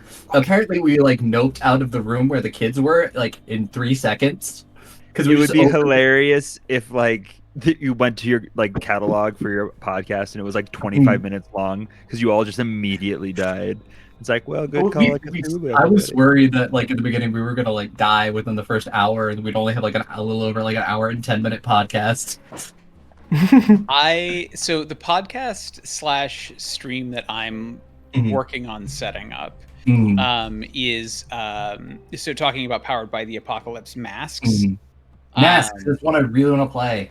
And doing a Mystery Men kind of system where like I'm the shoveler. every single episode you have a new batch of heroes because they all die. Oh, I really want to watch like Mystery it. Men now. I'm the Blue Raja. Well, and because the comics, so I don't know if anyone's familiar with the comics or the early cartoon, but like the whole concept of Mystery Men was that it was just always like these bottom level heroes that would just like always die, kind of like Eon Flux. I didn't know about the die part. But like in the movie, obviously, it's a little more. The first anime I ever saw was Aeon Flux, and I was like 12 at the Oh, time. rough. Yeah, I shouldn't have seen it. And I was like, what is going on? But I was captivated because I had no idea what was going on the entire time. But it was, from a child's perspective, horrifying. Yeah. But from an adult's perspective, it's pretty cool. Yeah. I think my first anime was Trigun, and then my second was Serial Experiments Lane, which was sort of like a weird 1-2 punch. I first one I watched was Berserk, which was fucking like not the 1998 one or whatever. Yeah, the original run, and then like it came out like 20 years later. Yeah. Oh, like the 82 run, something like that. Is it from the 80s? I thought it was from the 90s. I thought it was from the 80s. I thought it predated. Hang on. I got lucky because my second anime that I saw after Aeon Flux was Princess Mononoke, so I think that like that's good. saved it for me as like a child preteen person. I was like, oh, okay, so it's not all terrifying confusion where people have like their spines replaced with capsules that like they use for things, and then there's spike grass. It's all very weird. I've always been huge into like the gory stuff, right? So like that new Blood of Zeus, holy fuck. I love that. That gets me so hyped watching like Zeus fucking just blow up people from on top of Mount Olympus. I'm like, fuck yeah. Is that by the same people that do Castlevania on Netflix? Because I like the Castlevania series. Castlevania is really good. I enjoyed it. Yeah, Advent Wolf. Blood of Zeus is fucking great. I was looking at Blood of Zeus really hard the other day. Should have pulled the trigger. Yeah, I think I'm gonna pull the trigger on it then because like it's the same anime style as Castlevania, so I'll probably just do it. That fucking show's awesome. And I played some of the games. I don't know. I was like a teenager, but they're 8-bit games, and I was like 17, so I was like, these are okay. I'm halfway through season 3 of Castlevania. I stopped it because Blood of Zeus came out, and I was like, holy fuck, and then I binged Blood of Zeus, and I haven't really watched anything since then. I've been watching this. Actually, that's a lie. I've been watching this really cool one. It's called Law Revolution. Have any of you guys watched that or seen it? I haven't. No, I hadn't heard of it. I've heard people talking about it, but I haven't seen it yet. So I wasn't sure if it was just if it was just on Canada's Netflix or whatever, but it's a French one. It's like from France, and it takes place during the French Revolution, but it's dubbed over in English or whatever. But it's got like a fantasy spin on it with like demons and all this like underdark shit and like dark magic. It is so good. I've been like loving it, and not a lot of people have seen it, so I'd recommend that one. Yeah, it's called La Revolution. So, if you guys want them, I don't have anyone to talk about it with, and that's why I'm like telling people about it. But yeah, shit. So, Zeb, it's your turn for the watch. Rollins, do you relay the information?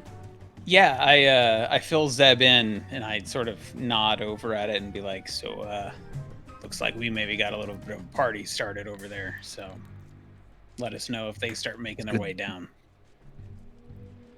He'll look at Rollins and be like, it's one of two things. Either they think they betrayed them and killed him preemptive to killing us, or they think he had a hand in killing that dwarf. Well, we don't know who's shot. hanging there, do we? We just know that it's a figure at a distance. You guys don't know who's hanging. I mean, I would just, but like for them to just hang someone outright, I would assume it would be somebody that they would have tied into the murder of the dwarf. Yeah, I assume it's Kadrith or Thub or the Seer or or Kranich. The seer. Was thinking it might be the seer. Yeah. Ooh, that'd be fucked up. Thanks for the good idea, Rollins. You guys see a bunch of torches come out, and they got a little dwarf body with them. No, just kidding. Oh no! You have to kill her. How little? Collective storytelling. Oh God. I didn't come up with the idea. Just kidding. So, yeah. What do you guys?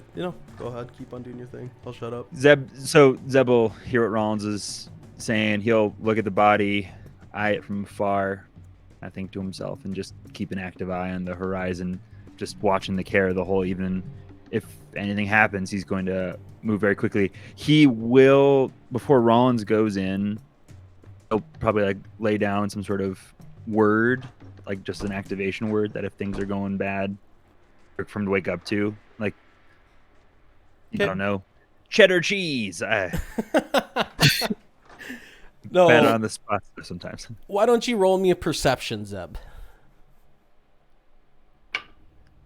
12. 12? As And you're +2. standing guard out here, it's cold, but I was gonna say the sun slowly rises. It doesn't.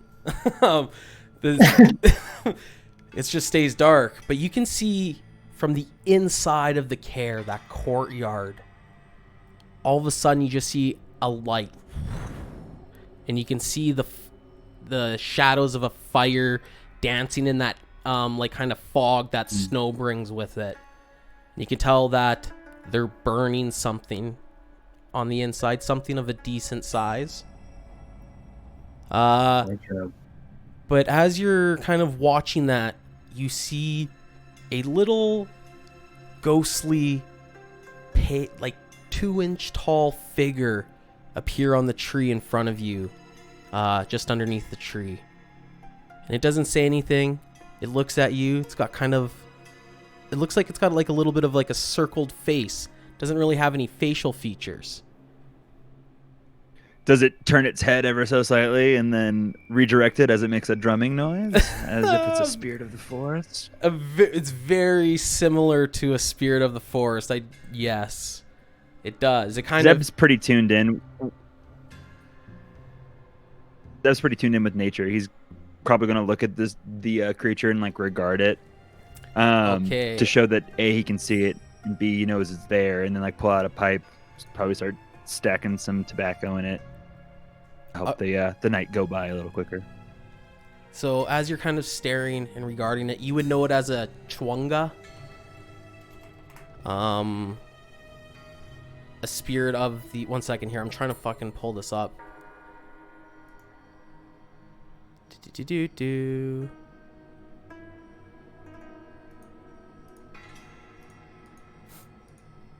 Uh-oh. There we go. Oh my goodness. I was like, my thing froze.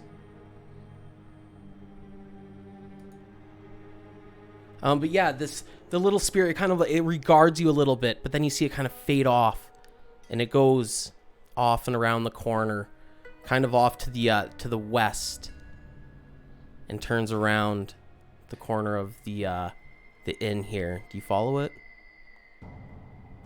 I do. I put my pipe away, and I follow it. Okay, so as you kind of follow it from a bit of a distance, you see that it kind of starts picking up speed, almost as if it's like trying to run away from you, but it's playful. It's a little playful spirit here. It's kind of got like a little jolly step to it. And as you kind of follow it around, you see that it leads you to a nether tree behind the inn. I'm just gonna drag you over here. And you see sitting down with a broken plate and some forks. They got pine cones on the plate. A bunch of chwungas. It's almost as if they're playing house. One's kind of like gesturing to the other as it kind of like heavily picks up the fork and kind of like slaps it down on the pine cone. Zeb's gonna he's gonna like ruffle through his pockets, maybe find like some dried meat, some like leftover snack, some actual food, and actually toss it to him in lieu of the pine cone. Okay. So as you kind of toss, did that pop up for you guys? Please tell me. Yep. Yes. Yeah. That's pretty great.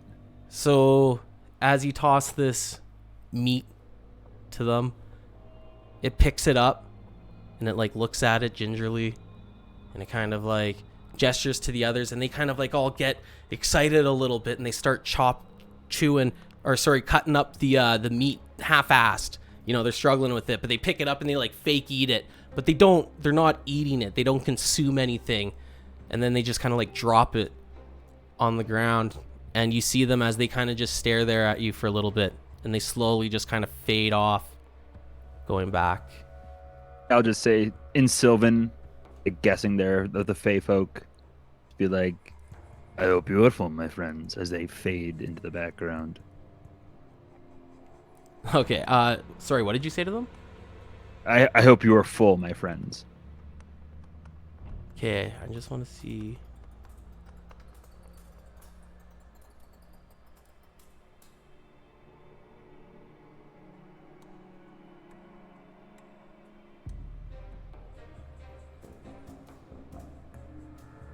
Okay, yeah, so it kind of like, they stare at you and kind of like cheerfully, you know, kind of just like nod and fade off, going away into the distance. And there is the plate with the chunk of meat, the fork.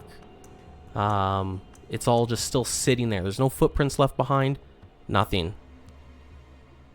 He'll leave it in respect to them.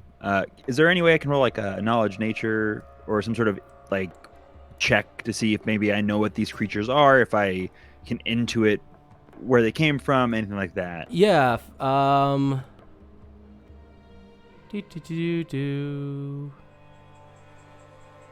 Do a history, or no? Yeah, history check.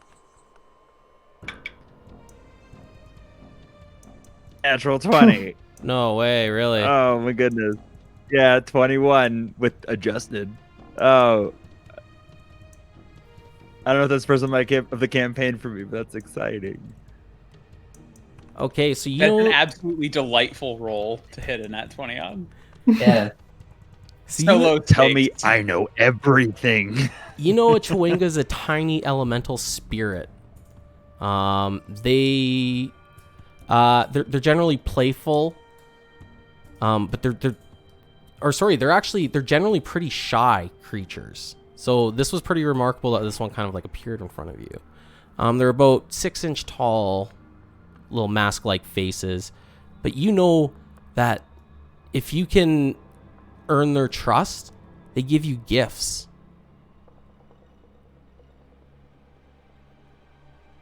Cool. Andy. Knowing all this, I respectfully, like, I do whatever is appropriate for the circumstance, like regaling them, ensuring that the location that they have deemed their set piece for playing house in is protected, is upheld, leaving the meat for them behind. Be doing like a little thing where I look up and I thank the forest for this interaction, and then I'll walk back to my post. Very nice, very cool.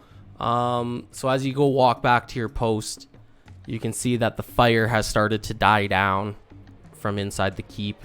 That was lighting in the courtyard and stuff. That figure still stands or just sways in the wind. And yeah, you can tell roughly by looking up at the stars that it's the 15th or the 5th day of the week, about 7 a.m. Everyone should be roughly rested and ready for from a good night's rest. I'll pack my pipe. We get to I'll hit that start- long rest button. Yeah, oh yeah, you guys should be leveled up and all that shit. Now. Cool. Yeah. I'm not. Well, I just wanted to make sure before I hit the button. Oh no, yeah, no, totally. I thank you. I appreciate that.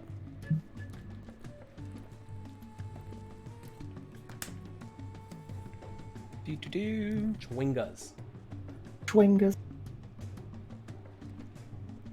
I was like frantically searching for that picture. I was like, fuck, like trying to find this picture, going through all my shit. They're adorable. Those gotta be taken right from Princess Mononoke, right? Like looking at that picture. I mean, damn near close. Especially with those masks. Yeah, right. Just with the mask. And as soon as you said that, it was when we were talking about anime, I was like, oh fuck, I gotta bring these guys in now. Well, the great thing too is, like you mentioned, that they pantomime actions of people, and throughout the entire thing, like while Ashitaka is in the forest, he's like carrying the injured soldier on his back, and they carry each other on their backs to like basically mirror his own actions in the forest. So it's very much of the same kind of feel. Fuck, that is they so cute. also do the same thing, which I absolutely adore. Yeah, and according to the Forgotten Realms, the Chewingas are based on Kodama tree spirits. So yeah, it'd be the Boom! same ones from Mononoke. Nice. Rad. Fuck yeah, that is so cool. Was it your guys' group that I linked that photo of the Japanese? I think it was the actual Japanese drawing of those spirits. I don't think so. No, I don't think so. no, it was the other. Oh fuck. Okay, that's I'll find it and send it to you guys after this because I must have sent it to the other group. But yeah. Anyways, Zeb, you can kind of start hearing some shuffling and ruffling around from inside the uphill climb. You hear Rorik kind of like, gotta find all my swords. Gotta find them all. There, and he's kind of like opening up in the. You guys in your rooms, you hear doors slamming and the clanging of weapons getting thrown down on the table. Yeah.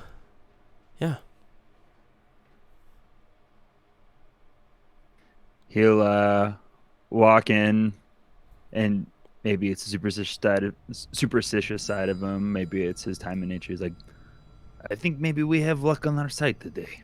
And he'll tap out his pipe on the table and he'll sit down. If not, maybe arrange the tables in such a way that a large amount of people can sit around it, just to get ready for the influx of individuals before we plan whatever we're about to do. Alrighty. Rorik says he's luck. That's something that we've been without for quite a while. I hope you're right, friend. I hope you're right. I also got a good feeling about this. And with that, you hear the door open up, and the first individual of the town kind of appears, and it is Scranton. And he comes in, and he still smells of liquor. He kind of sits down at the table. You can see he's real frail. His hands are shaking. He's like, fucking Ronaldo came and woke me up last night at fucking 2 a.m. Says we're due for some kind of revolt or something.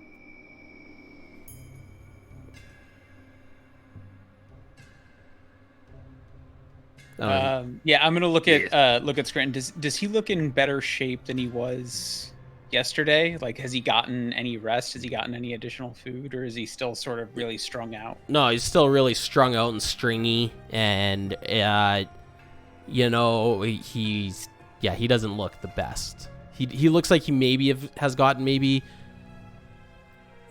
an hour of sleep.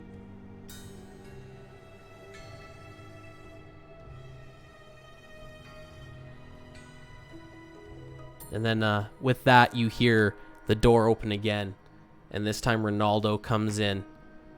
He's looking a little chipper. He travels from town to town. You guys know Ronaldo. He conducts these seances in every town. He just so happens to be here tonight, or today, and for the next little bit.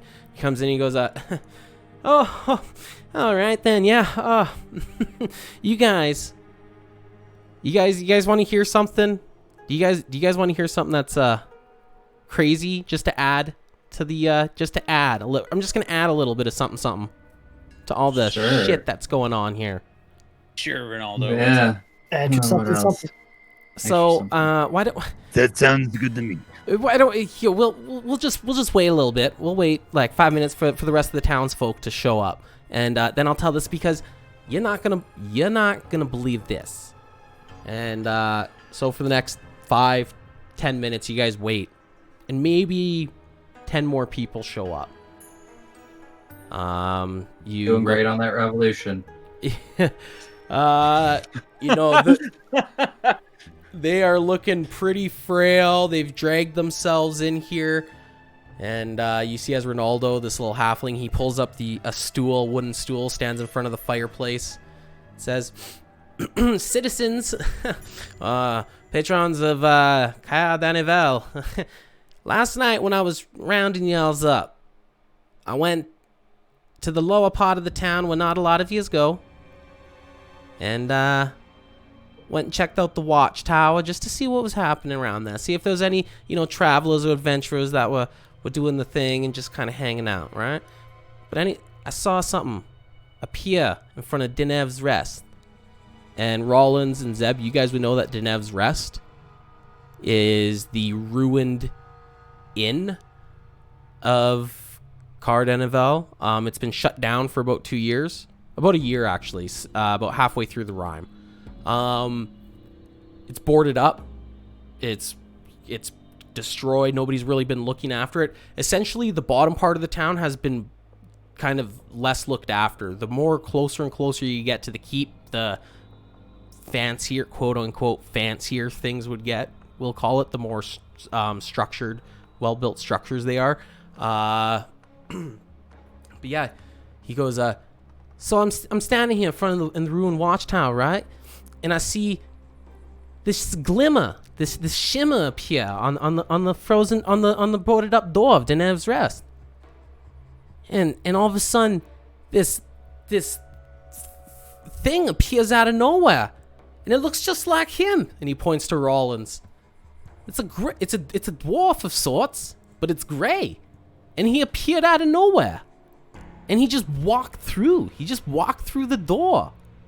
It was almost as if he screwed up a little bit, a fucking idiot or something, right? He screwed up a little bit and released his spell, and just a bit earlier. But I saw it. Now, do you know what this confirms? Do you guys remember? And he looks at Scranton, and Scranton's like, Yeah, they're the invisible dwarfs. The invisible dwarves, yeah. Is he, stealing stuff. he went into the ruined inn? Yeah, I hid in the Hey, look at me. Right, you guys are all talking about a revolution, but I'm telling you, I'm going to be tooting my horn from the back, right? I'm going to be providing you guys with the inspiration. I ain't one that goes up there and fights, so I just hid in the back. I just hid in the back of the shadows. I just didn't, and I didn't want to appear in front of that. I didn't know what it is, right? I'm gonna look at Zeb and go, maybe some good allies. If they're stealing things, they must want resources. We can invite them along, offer a share or whatever's in the care.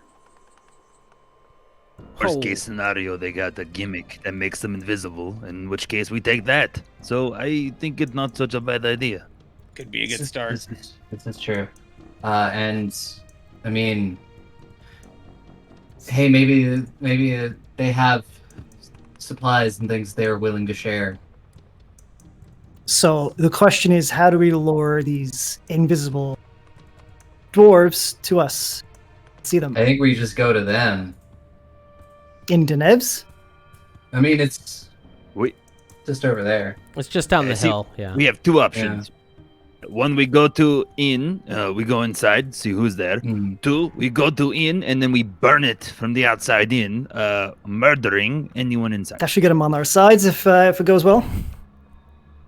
Well, I mean, the numbers will be much thinner if there's a lot inside and we murder a lot of them by accident. And then, then like the last two be like, oh no, we need friends. So it's not best plan, but it is plan. Plan D. About as good a plan as I think we're gonna get. Yeah. Probably. I like the first one where we go say Yeah. hi and see ask them what's happening. I can be very. It's a new day. I can be very friendly. And if not, we'll make our way down to arson. We'll just arson them nicely. Well, you never heard of arson being an icebreaker? It is for us, apparently. It's definitely a nice melter. I'm just saying. Right where you guys are on right now is Denev's Rest. This inn right. We can. Ebel turn to Scranton after hearing Rollins and be like, Do you think maybe it's something worth investigating? Perhaps they can be turned to our side, turned to our cause. I think it makes more sense to have more resources than not trying to go against the guys up in the castle. So Ronaldo's gonna kind of pipe up a little bit, and he's gonna be like, "Yeah, listen, I know you guys have been just here for a little bit and stuff, but Rollins and Zeb, yeah, guys, there's been rumors of these invisible dwarves attacking other towns, right? They're not necessarily the most friendliest. There's talk of them being Druga. And I mean, if they are attacking other towns, we can deal with them right here and right now. It'd be pretty easy. Again, we can just burn them alive. I already mentioned that. Yes, if that is definitely an option. But I mean, like, hey, I mean, if you guys want to go talk to them, you guys can step right up. Right? Scranton, look at me, Scranton. Or this is Ronaldo. Ronaldo, yeah. Ronaldo, you're hungry, right? You're cold. Always, man. I got to be thirsty. Why do you think it's any different for them? That's why they're stealing shit. Do they if eat? If we say, hey, you help us, we give you half the stock up there, sets them up, sets us up. Maybe it buys us a little bit of time, some good faith. If it doesn't, we kick the shit out of them, take whatever they've already stolen, redistribute it, and then figure out the castle. Well, do they even eat? I mean, they're like. I mean, they're under. They're dead, aren't they? Don't they come from like inside the mountains of the way down? The Durgar aren't dead. They're just different. Yeah. They're just misunderstood. Well, I mean, like, if they need supplies and stuff, I mean, we could go talk. You could go talk. I'm not going up there. Listen, I'm telling, like I said, and you're gonna hear Rorak pipe up. No, fuck the dwarves.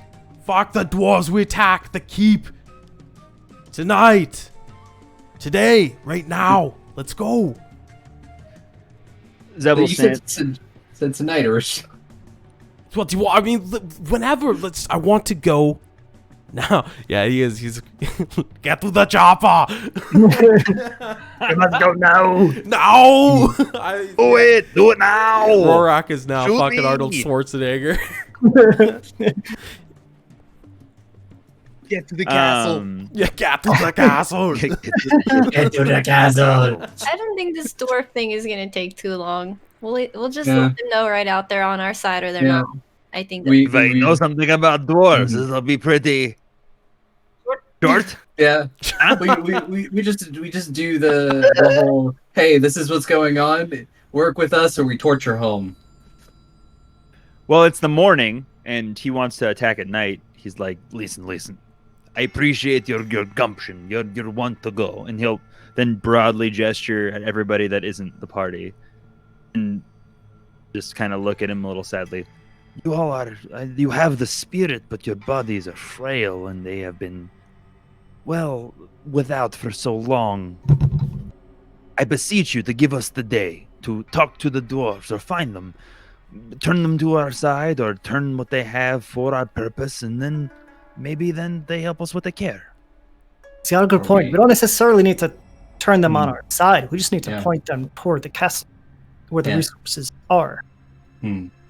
So And hey, maybe we'll get a decent meal, out of it if they have any supplies before we go fight the castle. What do invisible dwarves need? Invisible resources? that's a Invisible good armor? question. I need to fucking figure that out now too. There's just an apple just like in midair, just bites taken out of it.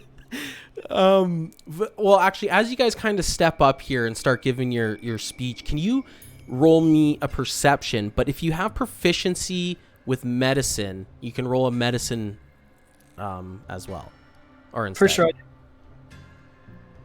No, so it's perception. all of us roll perception. Or if you have proficiency in medicine, 18. you can roll. 8 tizzle. 15. 5. 12. 12. 9. Did someone say 18? That's me. Okay, Zeb. Perception. Perfect. So Zeb, as you kind of get up there and you're like, hey, just take it easy, right? You look around and you see that the only one that is eager is Rorik. The rest of these citizens look tired. They're done. They've defeated. They don't care. Really, they're just they look annoyed to be here. So see that. Maybe nod towards everyone else in the party. Just be like, Something else that I have heard long ago, and it was perhaps in one of the other far foreseen cares. They managed to get the invisible dwarves on their side, and they turned the battle ahead to their advantage. I promise you that if we can get them here with us, then no doubt all of us will be strengthened by their very presence, and they will help us follow through with this siege of the care. and he's like really trying to like sell it and like nodding at everybody, like looking at Ronan and like looking over at Jed and Iris, like eyes wide, like hyping them up, trying to get everyone who looks really downtrodden onto this idea in hopes that like they'll seem a little bit brighter. Yeah, so as you're doing that, it's not even the idea. They don't even care about the siege. They don't care what you guys do. They're tired and defeated. They're Scranton stands up and he goes, "Listen, Rourke, this is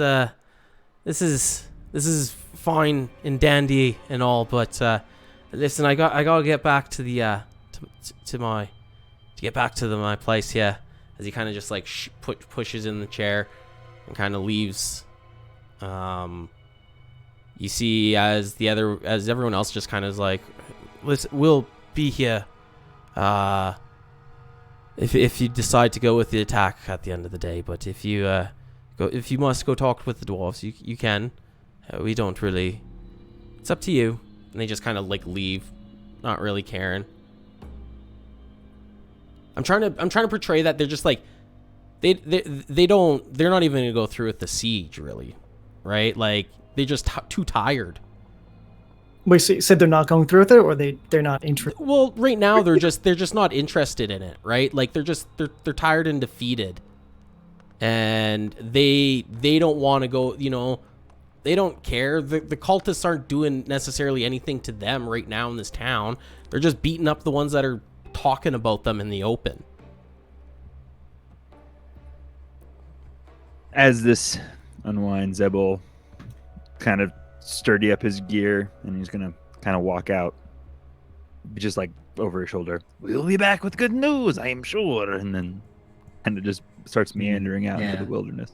And Iris would follow as he leaves, just gather up her things and follow.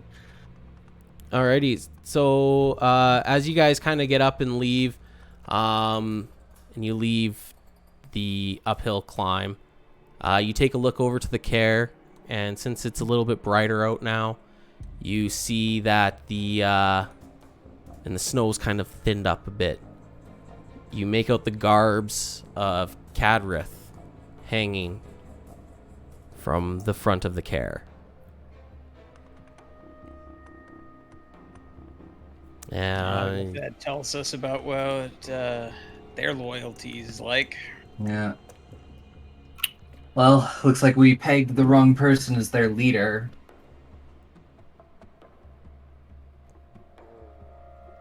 So you guys continue on down, make your way to Denev's Rest. You make your way down through the town, and as you guys are winding your way down through the town, you see that the lower and lower you get, the more ruined the buildings are. Mm-hmm.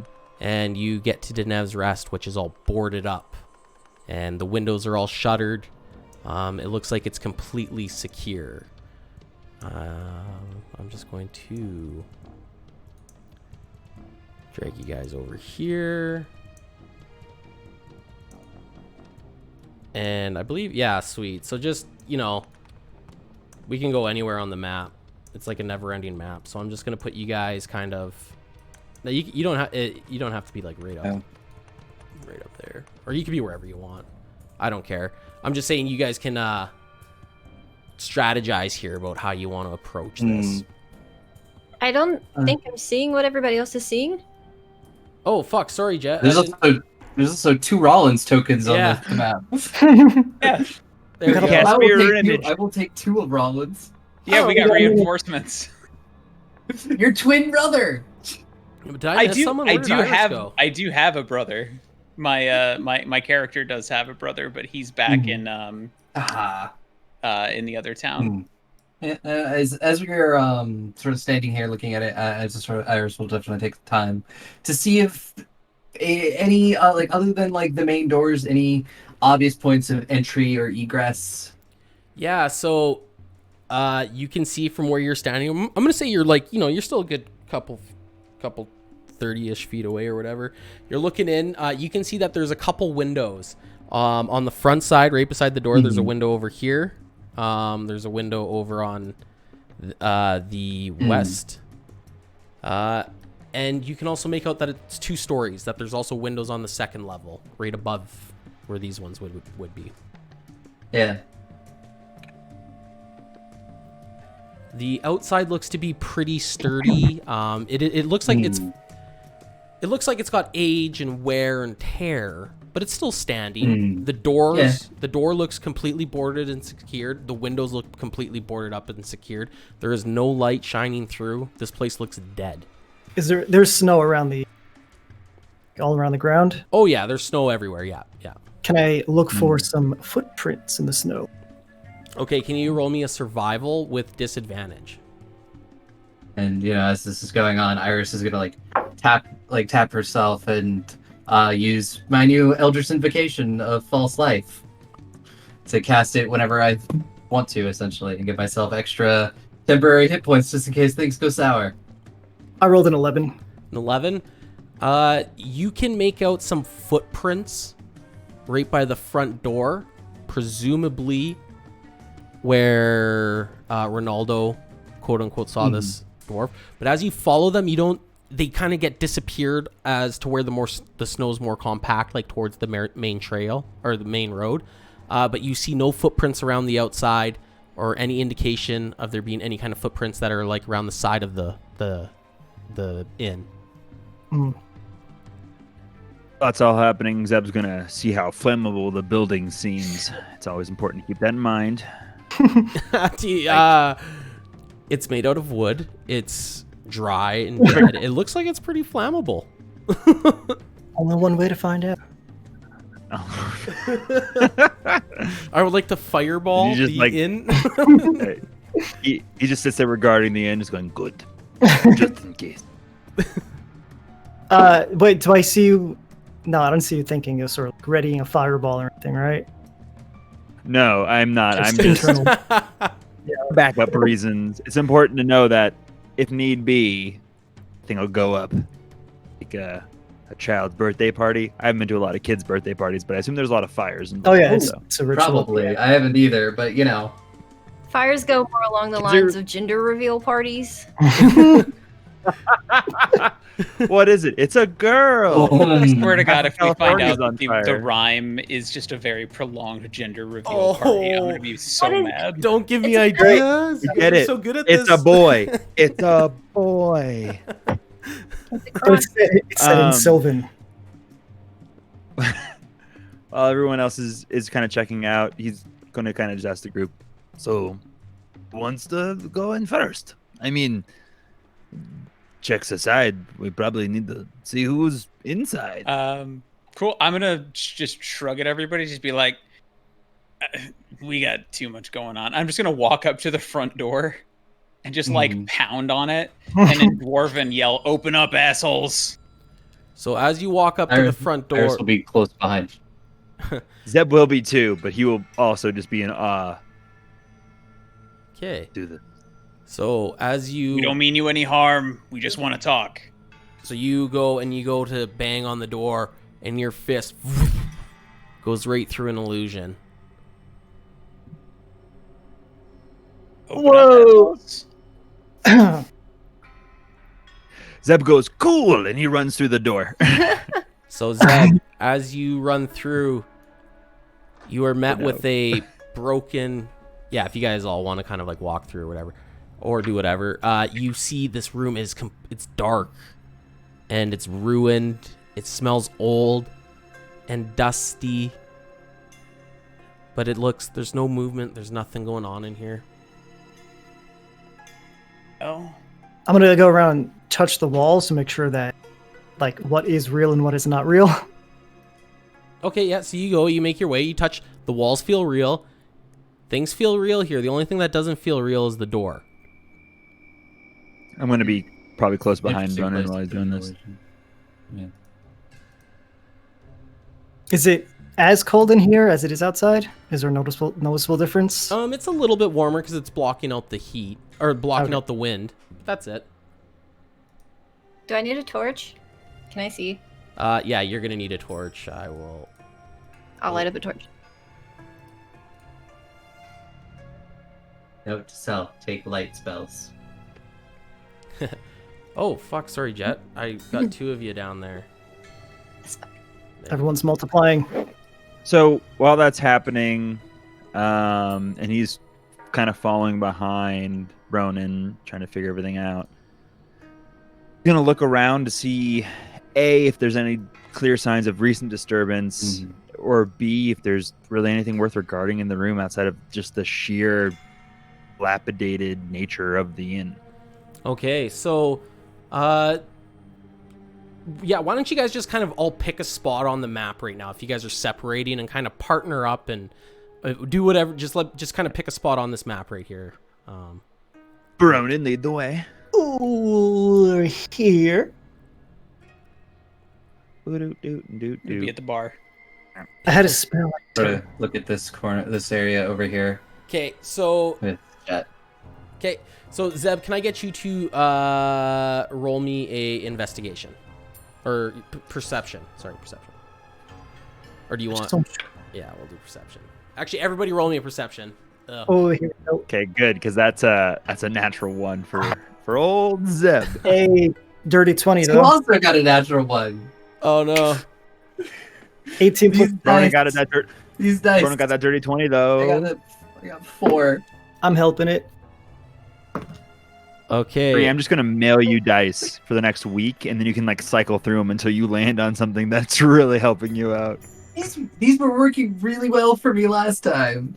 I don't know what That's happened. when you were, I was gonna say GM, but if you said last time, it's probably for this campaign. Mm-hmm. Man, time to dig more dice out of my cup of dice. I'm I feel like my dice work different when I'm a GM. They work worse. Oh, my dice. No, my dice always seem to really want to kill my players when I'm a GM. They're like, no, we're fucking on board with this, and I'm just like, okay. So, Bronan or whatever. What did you get? Brona? 20? So as you're looking around and kind of inspecting this area, and Zeb's kind of fumbling around and kind of doing his thing, you see a broken chair leg move just off to the north, around this square here that I'm kind of circling around. Move like... It looks like it gets kicked. Yeah, it gets kicked. And then at that moment, Zeb, you feel arms. You feel something kind of reach around you, kind of struggling, like trying to grab you and hug you, almost like squeezing you. With that, oof. No, okay, we're going to make strength. We're going to make some strength checks here. So, strength or dex. Brona, sorry. Do you say something to Zeb as you see that chair leg move? Yeah, I was going to say, oi, did you just kick that chair leg? Okay, and I'll look over to him. Okay. And you'll turn slowly and obviously not see what's happening. No. So you're going to be making this with advantage. This I'm going to say that he gets that just as that kind of, it prepares you a little bit. So you can make either a strength check or a dexterity check with advantage. Make a strength check. I'm a strong boy. Dev is very strong. Natural 1 on one of them. On the other one, though, I got an 11. 17. Oh. 17? 17 strength check total. Sorry, buddy, you're grappled. Yeah. Ow! 12 grapples. On the ground or just like... No, he's just grappled. He can't make an attack. I'm going to give you that one. And then, okay, so we're going to all roll initiative on this. So how this works is you got to right click on your token and hit the little sword and shield icon. Just let me pull up an encounter. There we go.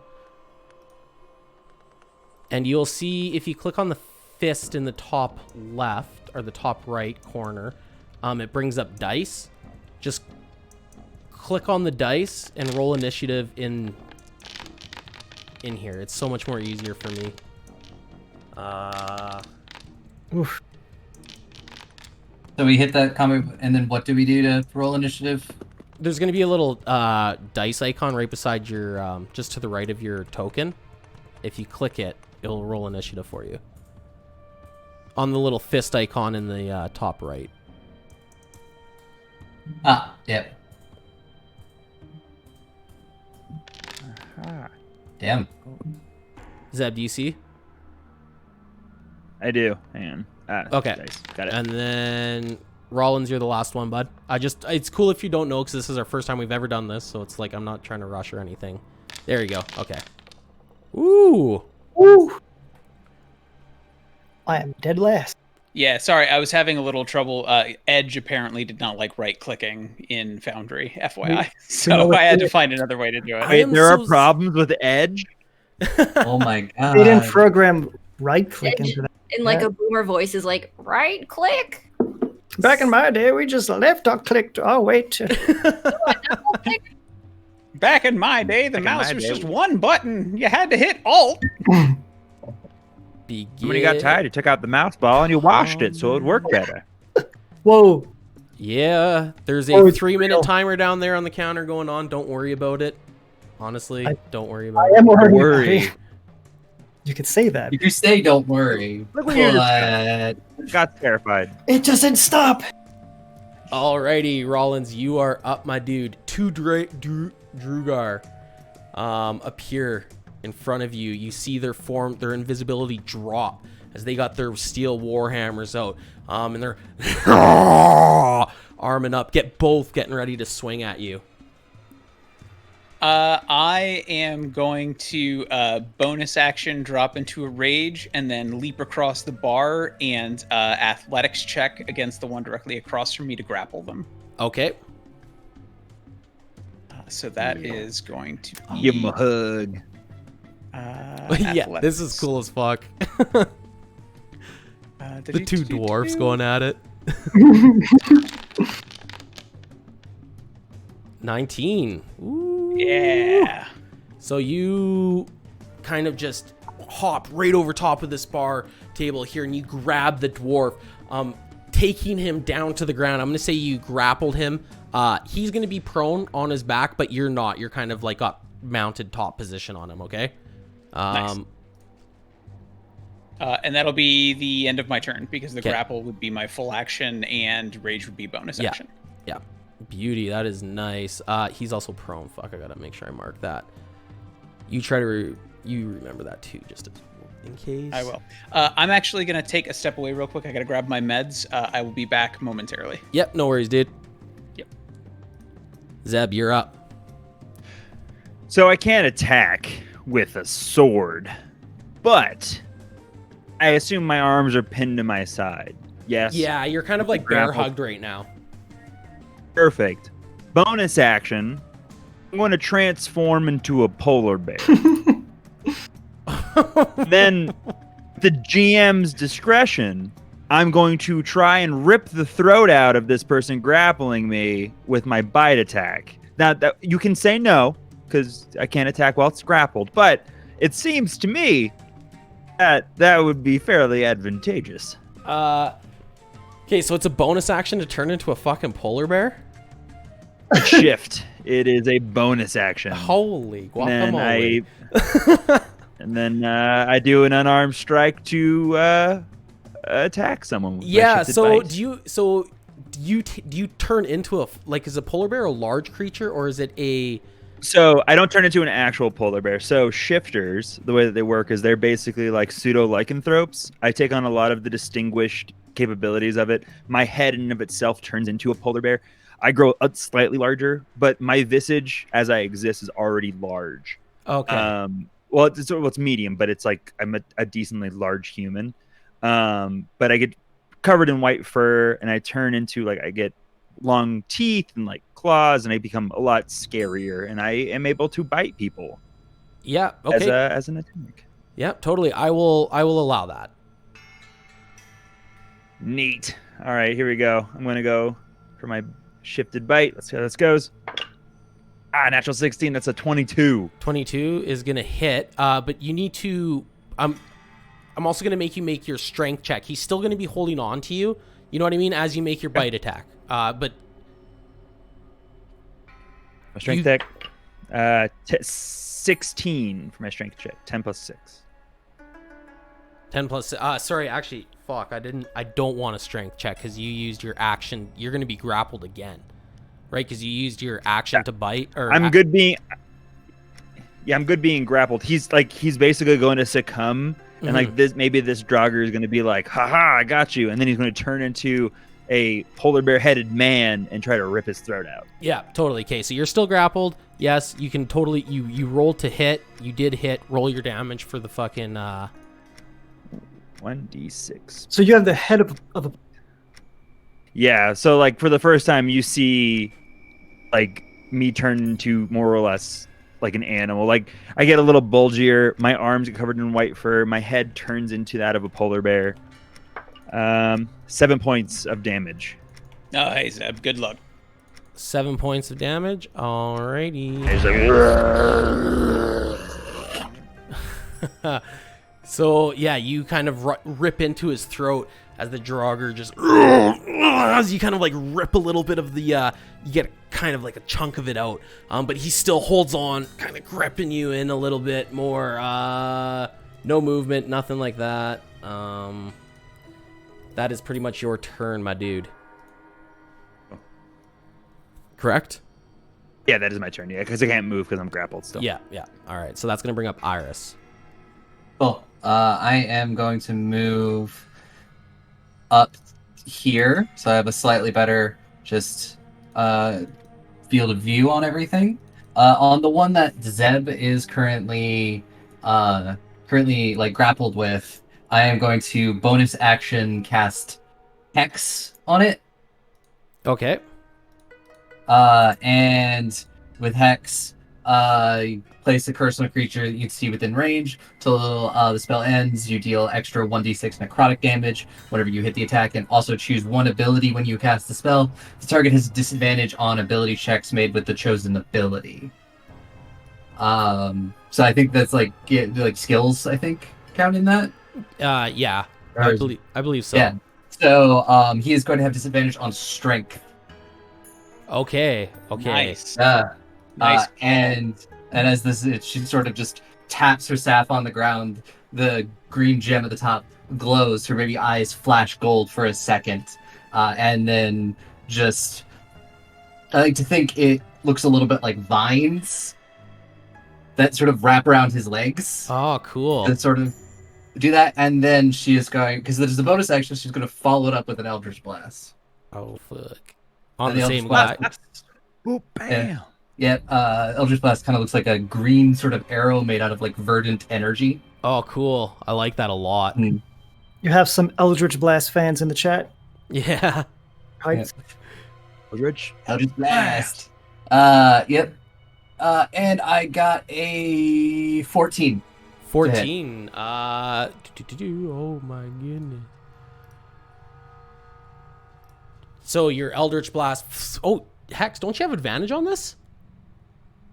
No, they just have disadvantage on they just have disadvantage on their ability checks. I just deal extra damage if I hit them. Okay. So your Eldritch Blast, this arrow kind of illuminates, shooting this. You see this green little beam of energy light up around the room. But the Drugar just is able to kind of turn out of the way as he's struggling with Zeb here. And your Eldritch Blast smacks against the back wall. Cool. But yeah, then that will end my turn. Alrighty. So this guy's gonna make a strength check with disadvantage to try to pop up. Oh fuck. So no, he's not going to because I rolled this. Rollins, can you roll a strength with with advantage? Absolutely. Don't mind if I do. Is it opposed grapple? Because if so, I can continue to use athletics, I believe. Yeah, it's opposed. Yeah. Okay. Oh fuck. Boom! Yeah. Nat 20. So you see as this guy's going nowhere. Yeah, so he's trying to get up, right? And as he's like kind of struggling to get up, you just kind of pick him up by the shoulders and just smash him back down into the ground and kind of take your elbow and start rubbing it into his throat. That's going to be the end of his turn. That's going to bring up Jet.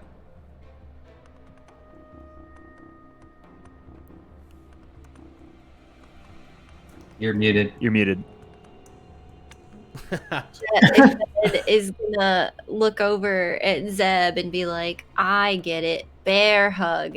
And I'm gonna wild shape also into a polar bear. Oh, fuck. Did you know she could do that?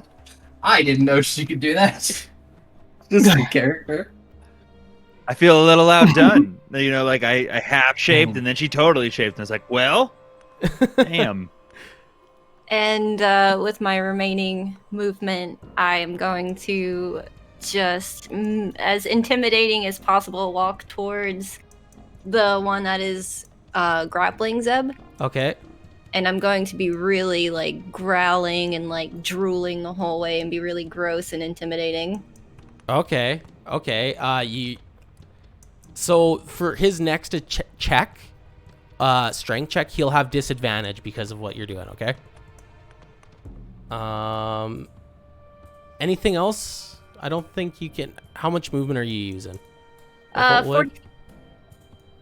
So I'll just. You said each square is 10 feet. No, this one's 5 feet. It was that last one that I screwed up Oh, on. so I can get all the way to him. Yeah, yeah. It was just the last one I screwed up on. Then. No. I don't think I get a bonus action, right?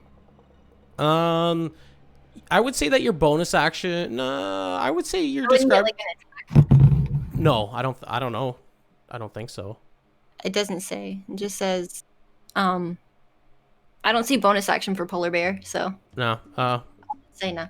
We'll Yeah, say I think shifting is an action. Yeah, shifting's the action. I don't know how the bonus action works from this point.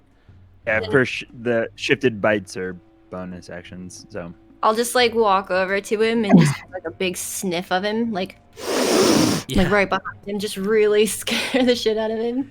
Yeah. Okay. Yeah. That'll definitely. We'll say that imposes the disadvantage. Bringing up Brona. Well, I'm gonna look at There's it, and then look at Bear Jet, and then I'm gonna look at the other two, Iris and Rollins, and just kind of like say to myself, "Is anyone in this party not a fucking polar bear?" And then I'm going to turn around and look at the grappling Zeb Dragar, and do inflict wounds with my nails. But I want to see if I could try to like grab his face and maybe try to yank him off from behind. Is that possible? Sorry, that Drugar's Zeb's. Oh wait, sorry. Which one are you doing this on? Yeah, Zeb's. Is he still grappled behind him? Yes. Yeah. Okay. So you kind of want to yank him off of Zeb. Yeah, like pry him off and do inflict wounds and. Yeah, totally. You could do that. So make me your strength check to try to pull him. And then your inflict wounds to see if you can hit. I don't. Yeah, and that doesn't. Does Jet's polar bear intimidation play into this at all? Yeah, it's going to be given the disadvantage. Well, Sorry. yeah. Yeah. He already has his advantage from the hex on him. Oh yeah. Fuck. Well, apparently it doesn't stack, but roll 3 dice. Take the Double better. disadvantage. I rolled a 9.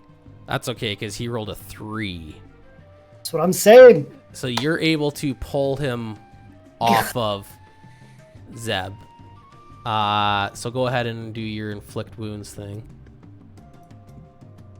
It's 3d10. Does inflict wounds automatically hit, or do you have to roll to see if you hit? Oh, I gotta roll to hit now. Yeah. That was 3d10 for inflict wounds is nasty, but you have to like touch them to do it. Yeah, So. it has no range. Yeah. So this was a good play. Here I come. plus 4, 17 hit. 17 hits. Yeah, it does. And then 3d. I'll even move him away from Zeb.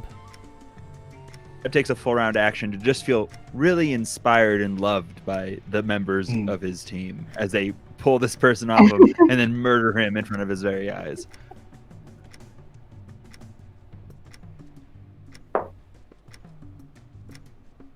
Nine, 16.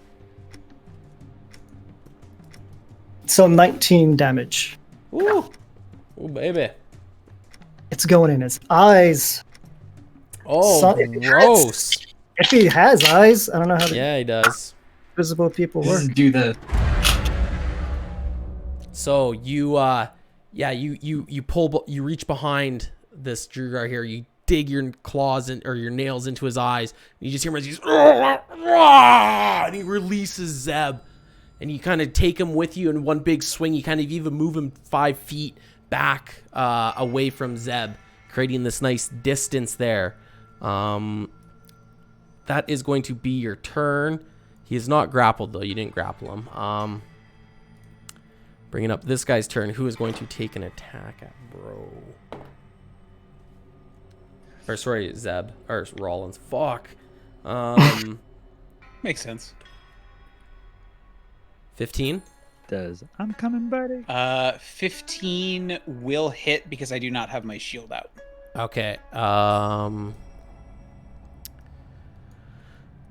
So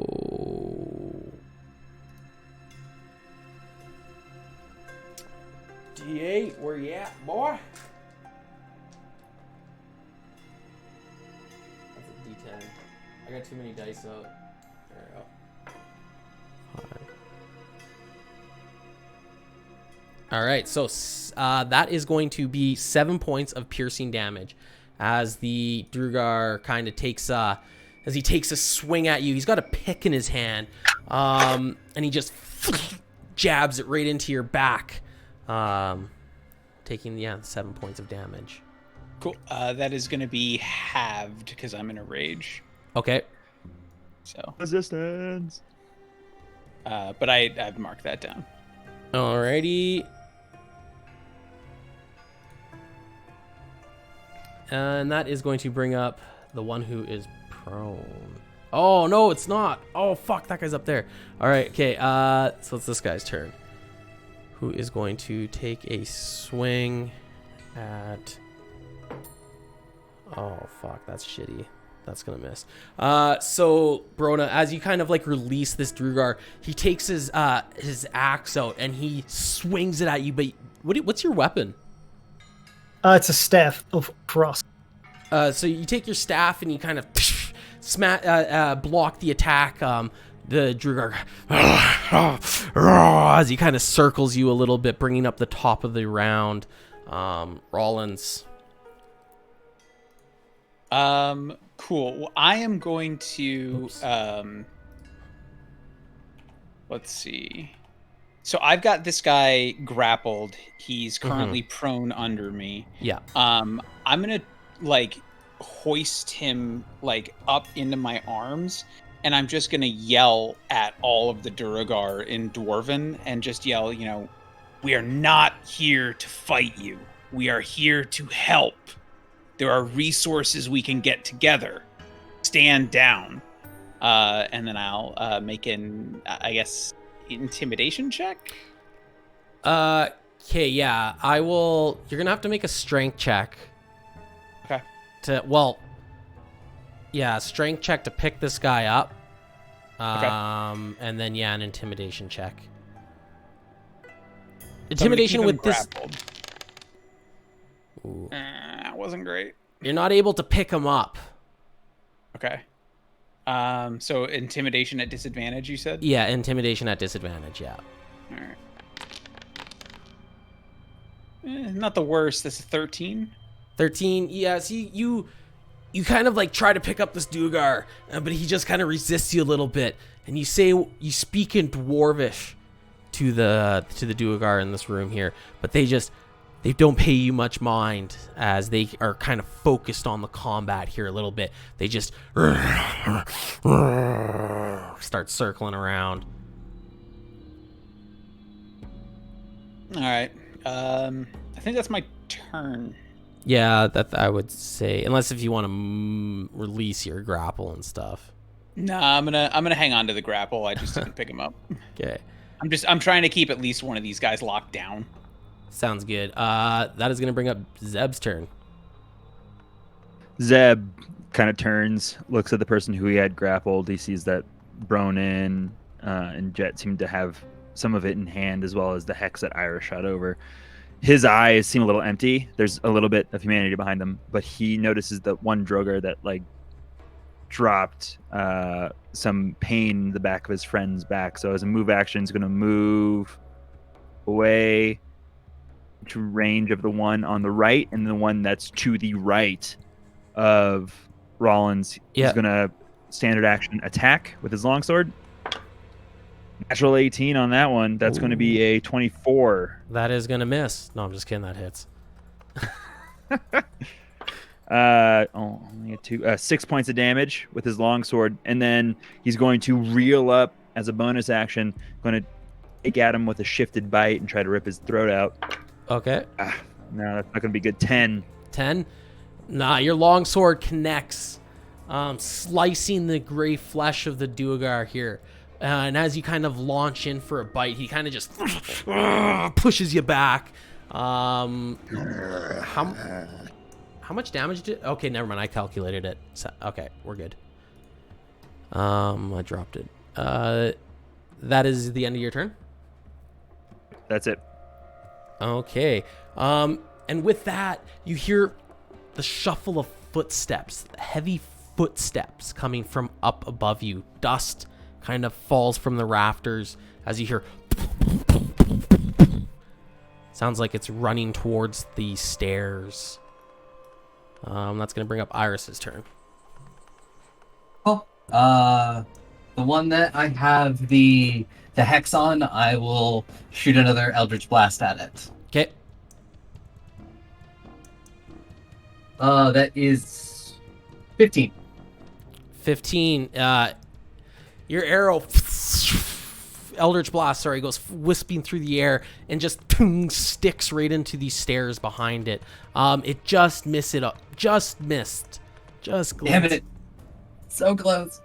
It feels like an AC of 16. Yeah. No. It would be really nice if any of my dice were rolling above a 10 tonight. It feels like an AC But, of 16. I just love it. Other than that, I guess just sort of move a little bit slightly, try to keep everything between me, and that will be my turn. Alrighty, that is going to bring up Buddy over here. Who is...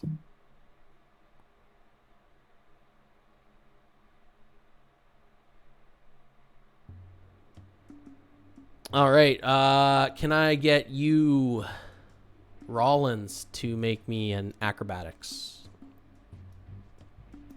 Or dexterity? You mean athletics? Yeah. Athletics, sorry, yeah. Athletics, acrobatics, whatever. 14. So...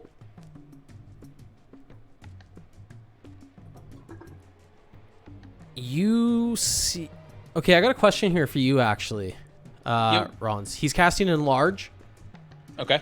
Is this an action? It's a feature. Is a feature considered an action? It doesn't say on here. This is the first time I've really used something like this. Enlarge would be an action, yeah. Okay.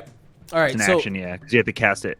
Okay. I think it's a full round. I think it takes a round too as well, doesn't it? Just for Wait. 1 minute, the Duergar magically increases and so. No, it just says it lasts a minute.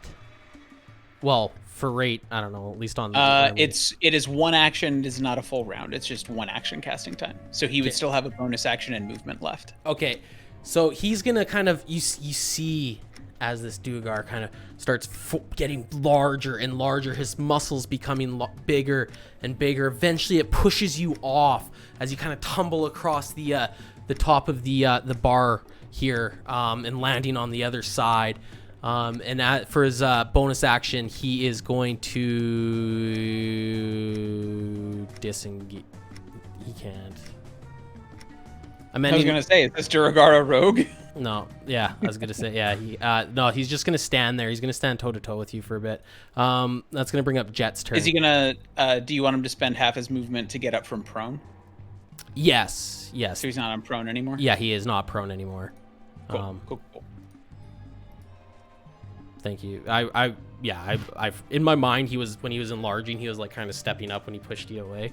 Yeah. I just saw you still had the indicator on there, so I wanted to. Jet. Okay. Let me pull it. So the guy in front of Brona is Enlarged. he like prone? No. Get knocked. You said he got knocked 5 feet away. Did he get prone or is he? No. No, we're like dancing. Yeah. Oh, okay. I'm going to attempt to go up to him and just on my raise up on my back 2 paws and then come down on him and try and knock him on his back, because I can understand Rollins, right? I can understand what they're saying. Yeah. So I know we're trying to negotiate. I don't want to hurt him. I just want to put him on his back. Okay, so you want to shove him. So yeah, you can shove him. And put my paws and my weight on top of him if he does. Okay, fall, grapple. Then we'll just do a grapple check here. basically.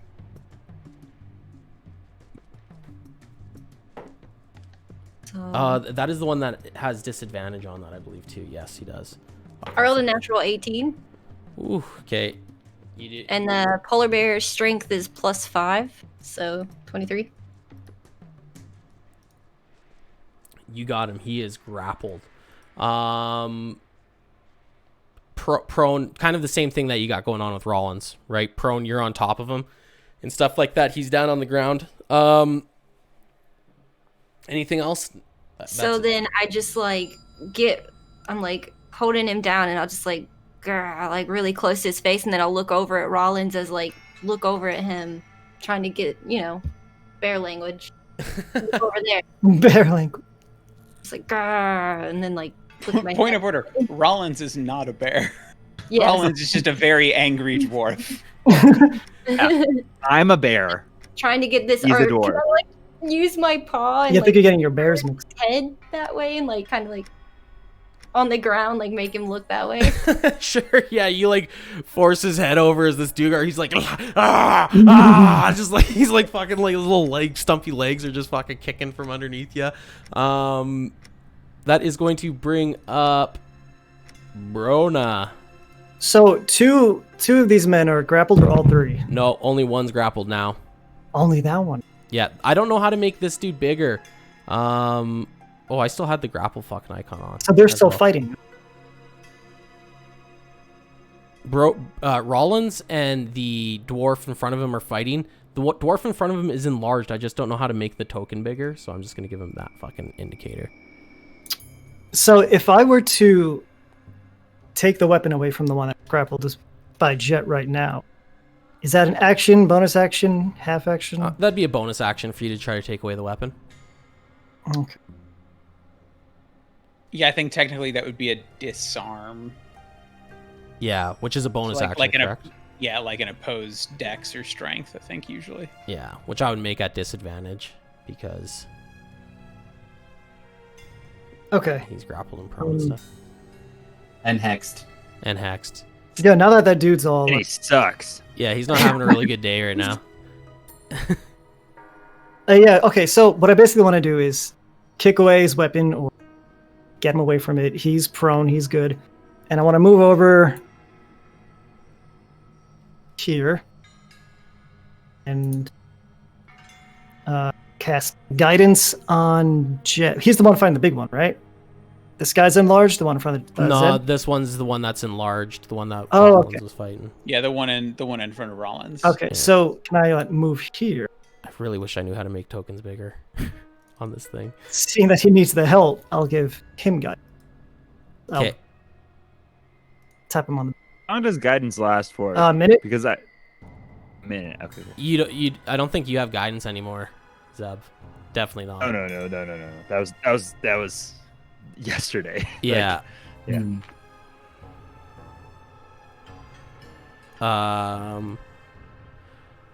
Yeah, why do you... Oh, that's what's fucking me up.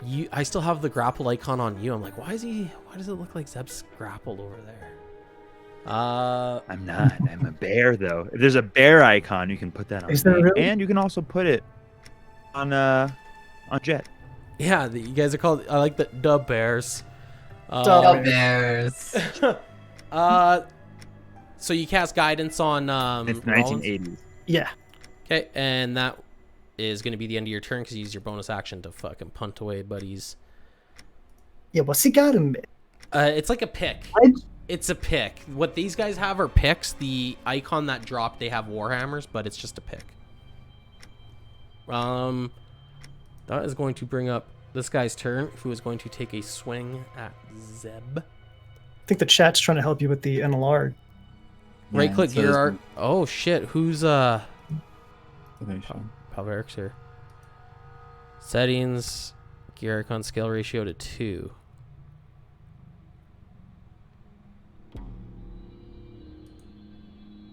Scale. Oh shit, yeah. 1.4, 1.7. There we go.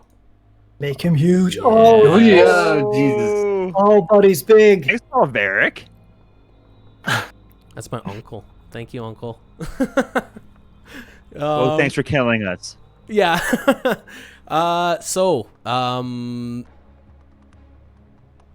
Yeah, he's gonna take a swing at Zeb there. That was it's a 15 hit. Does not. Okay. So A this big old beefy boy. yeah, he kind of like swings into you, but he kind of like hits. I don't know. He gets like caught in the fur or something. It's like a thick little. Poof. The pick just stops. He kind of pushes his hand away as he gears up for another attack on you. He doesn't though. Just saying for the next round. This guy's got holy shit.